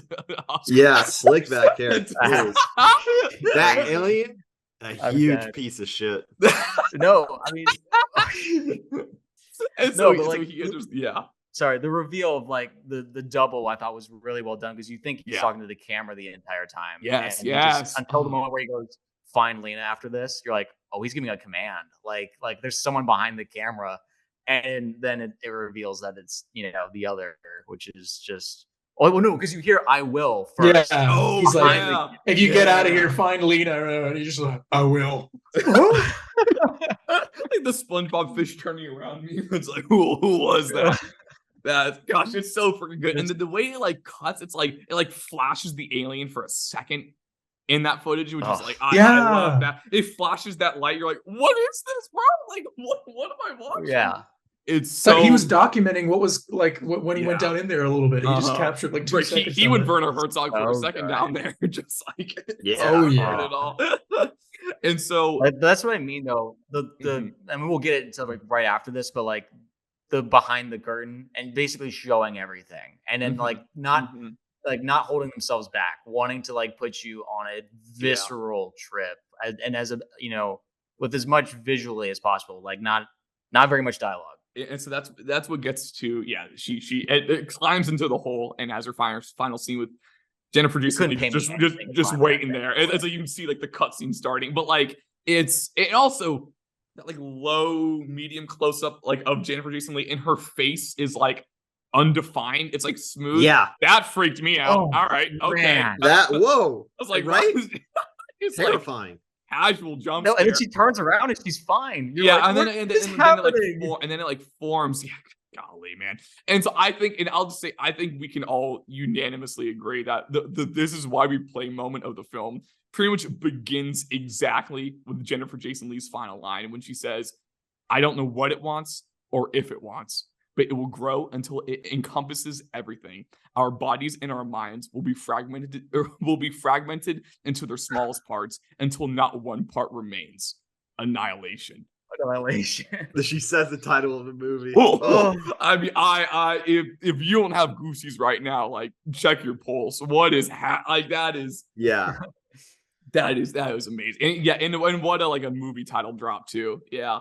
I'm trying to remember exactly like in what order everything happens, but like once you start to get to like those like VFX like close-ups of like the cells dividing and stuff. Yeah, very shortly after that. Yeah, Like- she like Right Yeah, after those- that, yeah. yeah. She visions- turns into that big shifting Yeah. shape, like, Yes. and then that starts. The way that she contorts and then like becomes this thin piece of Gosh. paper, just like until like she just basically Yeah. becomes that eye candy at the end, like where it's just that Yeah. giant colorful ball. Hypnotized. You're Yeah. just like, what? Those I mean, those close-ups, honestly, like that those visuals reminded me of Oppenheimer's dreams of like splitting the Oh. atom in Oppenheimer. mhm. Mhm. And those are like some of my favorite shots, period, of the year. Probably of the century. So like, yeah, Yeah. when you're recalling those moments, not to get like too recency bias, but like yeah, when you're recalling those moments, like and like you're using that visual language, it will knock my socks off. yeah. Right. Especially and, if you do it and, well. like if Yeah. if I'm gonna narrowly just kind of like segment it, that's my this is why we play is like For sure. That's those- specific. Yeah. those VFX, because it's like just like my jaw is like on the floor, like oh my gosh, like I didn't know he Yeah. had this in him, like as a director, as a filmmaker, like Yeah, I didn't 'Cause know there's it's this much such a Green in the high Galaxy hit. type beat. Where she's just like awed by the beauty. Like it's horrible because this thing just got formed out of a person. Like this person just died in front of you and became this Yeah. thing, and yet you're still stunned by the beauty of it. It's crazy. It's and from that point on, it's just like it is perfect direction and is like utterly arresting, visceral visual filmmaking. And and so then we get the sequence with her alien doppelganger, which is like just unbelievable. Like it's kind of iconic. Like it is just one of the like it's a scene, like it's a true no seams. Like this scene was beamed down to earth from somewhere else. Like I like it is.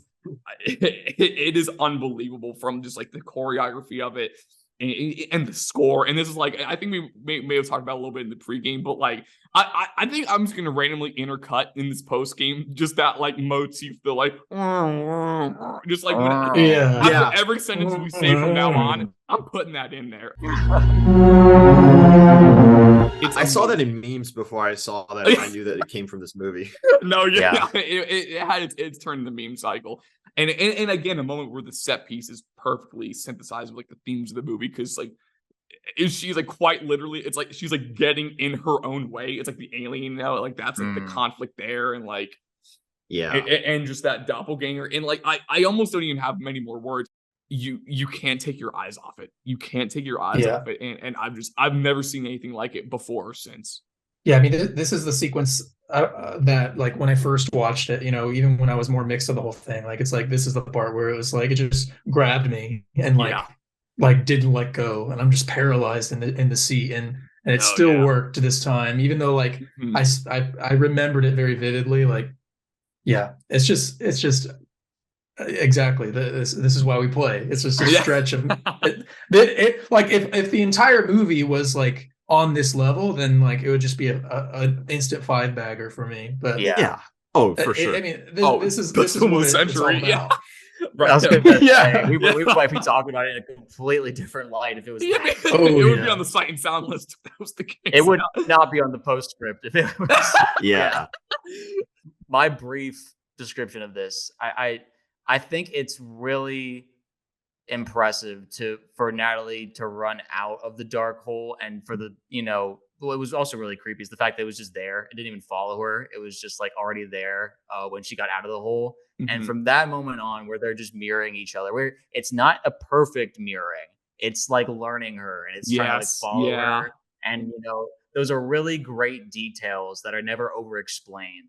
I like that's what we mean by like perfect direction, not just like the shots or anything, but to have it's communicating really everything perfectly. Exactly. And the light shining down, like there's no details that are being hidden from us. It's in like broad daylight, and yet it's still like you can't look away. It's just visually like one of the most engaging things you've ever seen. What I found really interesting this time around was I was looking at the alien in a sympathetic way rather than a threat, because I knew how it was going to end up. So I was just like, how do I watch this thing as like a living being that isn't trying to kill? Maybe it's just trying to exist.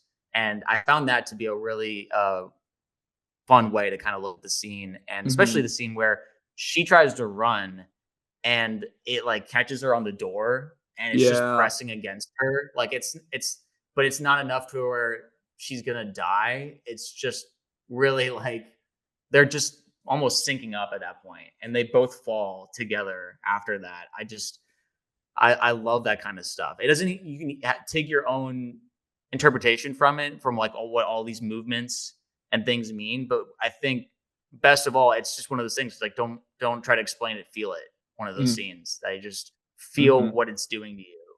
Why is it so desperate to be like Natalie? And in the moment where Natalie picks up the phosphorus grenade, in the moment where it's about to explode, it becomes Natalie. There's like that moment where it stops becoming just this shadow and actually looks like her. I mean, it's like it feels like she's destroying a piece of herself. That's exactly what I was going to say. And this is kind of informed a little bit by that IndieWire article. It's like, I read that as it's like, she's like, it's like the final stage in the change that she is undergoing, right? And so she's like destroying her old self. And like something Ehrlich says really beautifully in that piece is something to the effect of like destruction or on a cellular level, self-destruction may be inevitable, but annihilation and disintegration is not. Like that is a choice. And so, to undergo that change, you kind of have to destroy an old part of yourself, right? to grow and to move past just like self-preservation, right? And so like that was how I read it, and I just really appreciated that. And it doesn't have to be a terrible thing. I mean, you have to face it and you have to consciously do it. It may seem but horrific, it's not. but yeah, Exactly. I was gonna say that how does this compare with Kane's journey? Because I feel like everything up to the point they kind of are following the same beats, but then there's this distinct difference where it's like I mean, it feels like the person who walked in there with Kane was the one who was destroyed, but then in the case of Natalie, it's like, I don't know, like there's sort of like an opposite thing going on there, right? Oh yeah. I totally see what you're getting at, and I'm just gonna go through just the end of the movie real quick, and I want to talk about that. Oh, okay, sure. So but because I'm eager to talk about that whole thing too. So Lena, seems to escape. She sets the lighthouse on fire, and seemingly her old self on fire.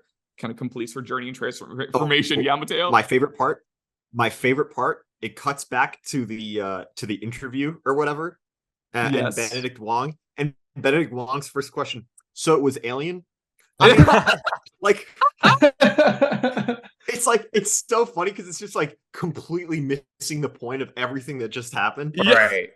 Bro, like, failed the that's SAT the first reading, thing on his mind. It's so funny. Like, 0 in reading comprehension there. Yeah. Right. Oh. I think that was intentional, right? Like, I don't know. Yeah. Sure, no. but Yes. It's funny for that reason. Yeah. And then there's like, again, I feel like almost iconic shot of her in the center frame as the lighthouse burns down. Stunning image, and all the trees fall to the ground, and it's just like kind of gorgeous. End of the interrogation, and I love the shot. It's just like the cheeky, like when she takes the sip from the water, puts the cup down, and you see the droplets mutating and merging into one another, like on the water glass, and kind of it ends the sort of water motif. And that maybe leads us into the conversation, with Oscar Isaac at the end. Amazing final moments. Against that final shot of just their eyes glistening, I think is like that was a pretty unforgettable final shot and scene for me, like upon first watch and maybe of that decade. And so then you see Oscar Isaac, and he's definitely not quite the guy that went into the Shimmer, but he also like isn't fully not Kane in a way, like there's still his DNA in there. And so so now we can get to what Nick was talking about, just like where how the conclusions of their journeys kind of differ and what we're left with between the two of them. One moment that I think is key to this is that when Lena sees him again and asks, like, "You're not Kane, are you?" Yeah. And he says, "I don't think so." It's not that he says no. Yeah, no, exactly. He's like not sure. Yeah. And he goes, "Are you Lena?" I don't think she even answers. No, she just gasps. Like, she thinks about it. She's like, and then doesn't say anything. And then they just hug.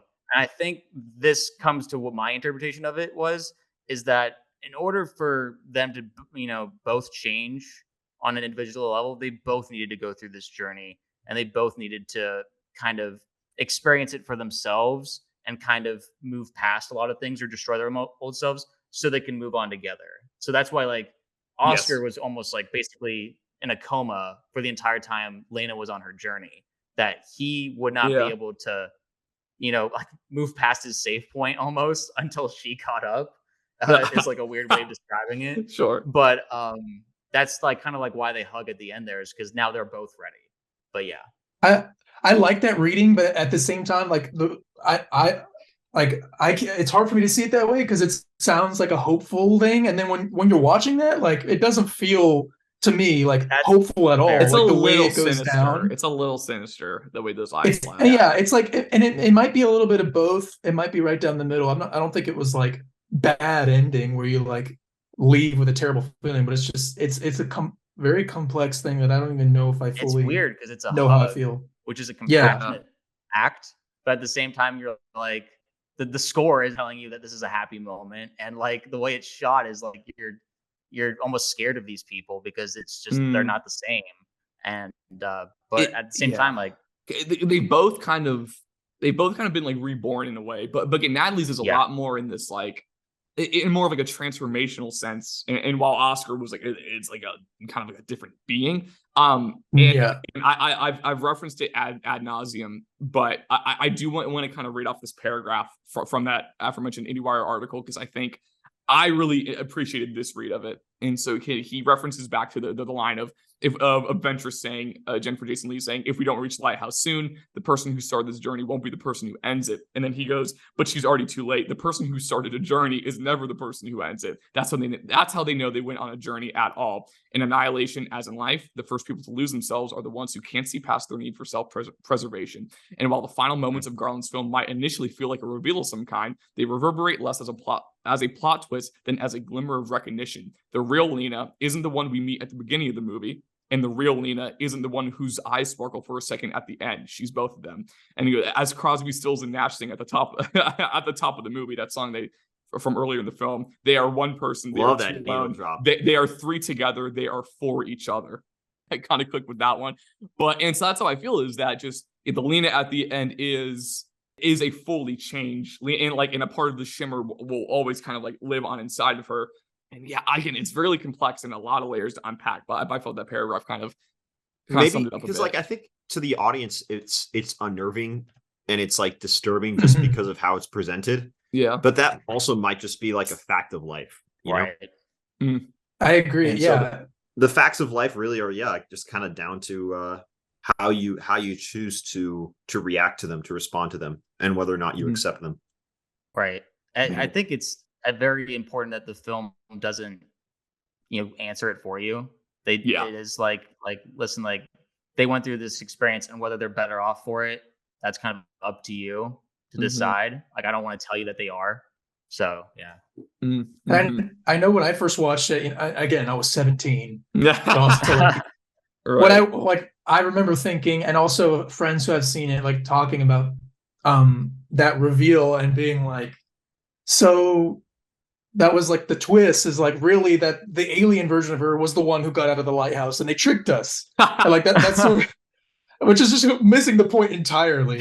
Like, yeah, that's where my mind went, where I'm like, oh, it wasn't the real one that got out. But no. Watching it again now, like it seems it really ties everything together really nicely, and yeah, I think it's perfect. Yeah, I love that. Yeah, and the eye Shimmer is less so. It's like, oh, they're the same being. They're both Shimmer beings, but more so, it's like, oh, they have this like shared experience. Yeah, they're Sith now. Like, yeah, that's funny. I'm telling you, the Annihilation sequels are crazy. Just imagining the spin-off, the continuation. Although there are 2 more books that follow. Okay, so I was right. There were sequels. Oh no, you're right. It's a trilogy. Yeah. I would be very interested in seeing a continuation of Annihilation, the movie. I don't know what direction the books go in, but like, there's so much to explore. I feel like he's scratched the surface. I really wonder how that first book ended in comparison to this one, because this one, it's like, I mean, we probably wouldn't continue with Natalie Portman's character, It's like, I don't know how much. I think her story's kind of done, but also I think just like, I mean, a little sidebar. I think all-time movie name Annihilation. That's just awesome. Yeah, that's just a great name. Good title. Name. Oh, I gotta throw this in here too. I don't want to be that guy, but like, I distinctly the one thing I told you in the pregame, like when I first watched it in theaters, like there was a lot of parts where I kind of was just uncomfortable or didn't know what was going on, so I was laughing and stuff. But one of the main things that made me laugh was her like doing the title drop, and that still kind of got me this time. Lie. It is a little goofy. Like I don't even think it's like bad though, but like it's just like it's so melodramatic where she like looked on like Annihilation. I can't not laugh at that. It's just me so watching good. it at midnight might have been the perfect time. For, some of them were like, "Yo," we were like the UFC Joe Rogan meme. We're like, "Annihilation." Right. Yeah. If you watch it in like daylight, it's probably gonna look pretty goofy. That's not even to rag on it though. It's just like, yeah, I'm just like, despite everything, I still laughed at that part. There's something about it. Okay, so with all that being said, we've worked through our worked our way through the movie, and I do want to say, and not just because we did go scene by scene. One thing I do like about this movie is that I feel like it has very defined, it's like scenes and moments. Like I feel like again, for lack of more sophisticated wording, a lot of memorable moments, and a lot of kind of landmark checkpoint scenes, right? And I know we talked a little bit about how it's like, yeah, it's like maybe how the movie, it's like, it's doing so many different things genre-wise and with themes, but like, I don't know, I think that, I feel like to me, I feel like Seb and I lean more this way than you guys, is that it's multifaceted genre nature. I feel like makes it more of like a one-of-a-kind experience and specific niche than just like, wasn't really sure what it was, but I totally see where you guys are coming from too. But I think I honestly agree with you, even though I still see it as something that Right. like sort of keeps it from being yeah, like truly the greatest or whatever. Like Yeah. it does also at the same time make it very unique. So Yeah. maybe it's just great. more of a personal preference. Yeah, maybe it's great strength and its flaw, maybe in a way. But Yeah, at least Yeah. for me. yeah. And so that being said, as is with the point of every show, we try to find some like definitive statement to take away from this movie, to put a period on the discourse. And I would say, and one thing I was thinking about during the movie is that like, while there is some crazy stuff, I do kind of feel comfortable recommending this to like, I would say most people, like like it's very entertaining. And I think the fact that its ability to be entertaining but have so much on its mind and to push and prod the audience without becoming inaccessible, I think is really, really admirable. And so maybe it's a little too broad, but I just think that the world would be a better place if we had more films like this and more genre films like this, in many ways could be a North Star, for genre films. My takeaway from this film is that this is why film adaptations exist. You're not going to get an ending like that in a book. Like you can, and you're going to get it described to you. But we make movies and film adaptations almost for this reason. Like, the alien scene doesn't exist on the page. Yeah, exactly. Like you don't get those feelings, it's a great just show. off of words. Some things have to be experienced visually, just like that. And so I appreciate this film as one of the better book to film adaptations, I'd say, out there. Have you read the book?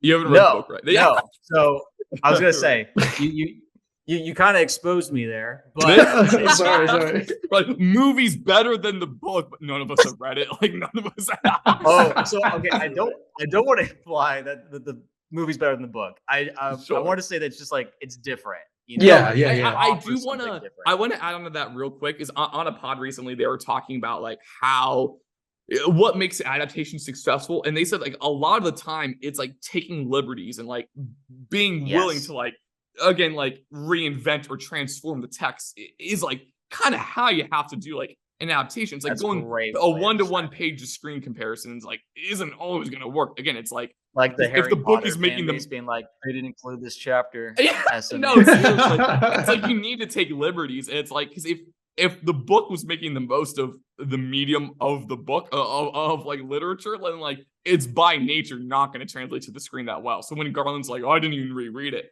probably for the best, like it's just think about it in a movie sense. But what are you two thinking? Okay, so as somebody who's maybe more mixed on this movie, I think like my more definitive take on it would be like, I think I definitely would recommend anybody who hasn't seen this, who even has like a passing interest in like philosophical themes and like how you can intersect those with science fiction, to watch this. Because if you watch it and you enjoy it, I think it is like a jumping off point to like so many like other like fascinating movies that have done these things. So I can very easily see Annihilation as a movie that I would recommend to people who want to get into the genre just to watch, to see if they like it. Because I think like there's so many movies that have also that have explored these sorts of themes that like are maybe a little more dense, shall we say? What would you if you had to pair it as a double feature with another film? What would you pair it with? Like, what would your recommendation be? Any like one of like the two like Hall of Fame Tarkovsky like Soviet science fiction, like either Solaris or Stalker, like either one of those. You watch Annihilation, you watch one of those. I think your mind is gonna explode. Like, so, I appreciate what Garland accomplished with this. Like, I really respect it. Even if I'm not always like 100% compelled by it, I still think it's a nice chapter in our movie history. Yeah. What about you, Nick? Bring us home, Nick.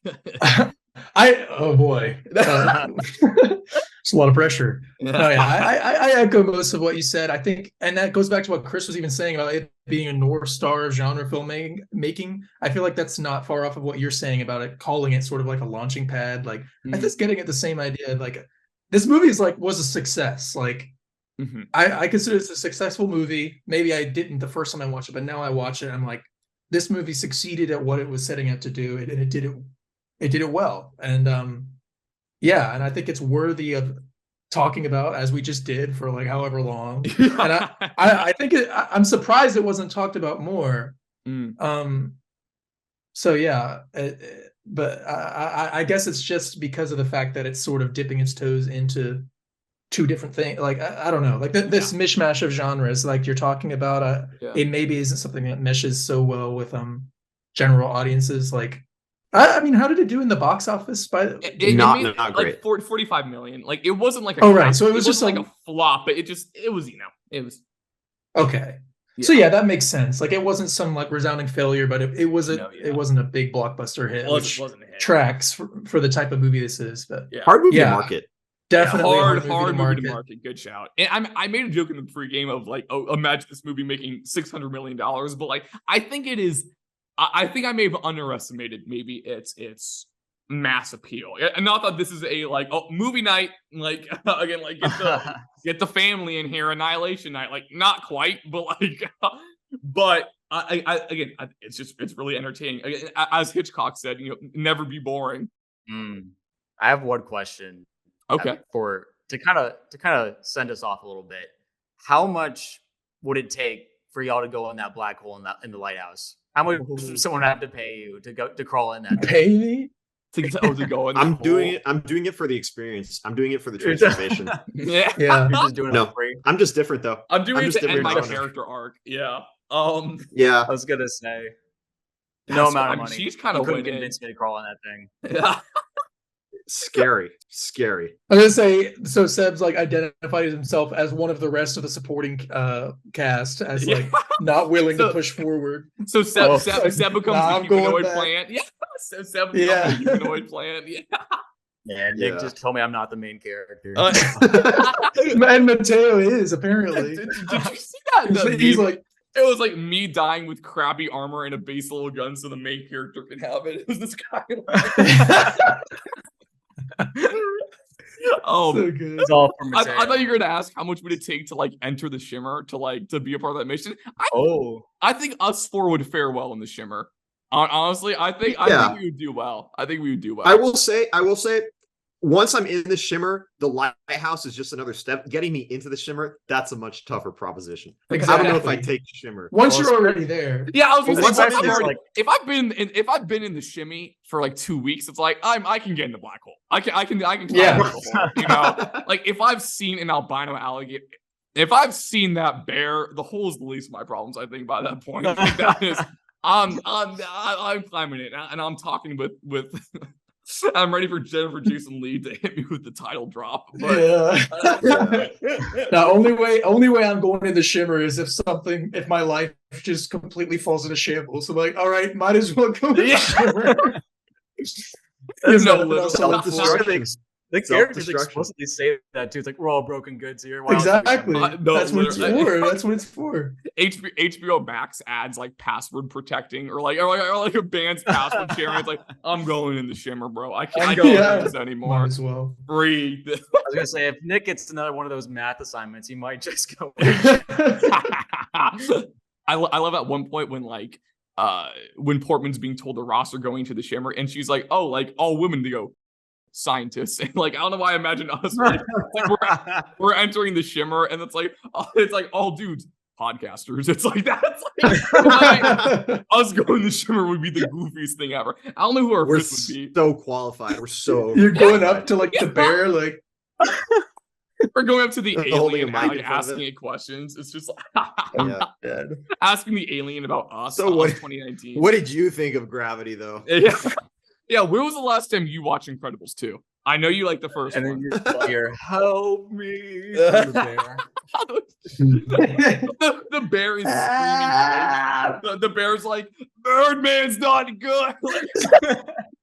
Those are her last words. Yeah, I'm glad we God. talked about this movie. I'm glad we got a Don't breakdown spoil on Shutter Island. I haven't seen it. I haven't laughed this hard in a while, man. Thank you for the tab. All right. Also, I would say our fifth would be Oscar Isaac. I was manifesting that. It's us four and Yeah. Oscar Isaac. We're Oh, part of for that. sure. If he was like, I gotta, if he was like, He's I gonna gotta cut cut you somebody. open, bro. Yeah. I was like, if he's like, I gotta cut you open, I'd be like, do what you need to, Oscar. I trust you, Oscar. There are worms in my gut. What? You need to take them out. Get in there, man. Yeah. Yeah, dive right in, bro. Dive right in.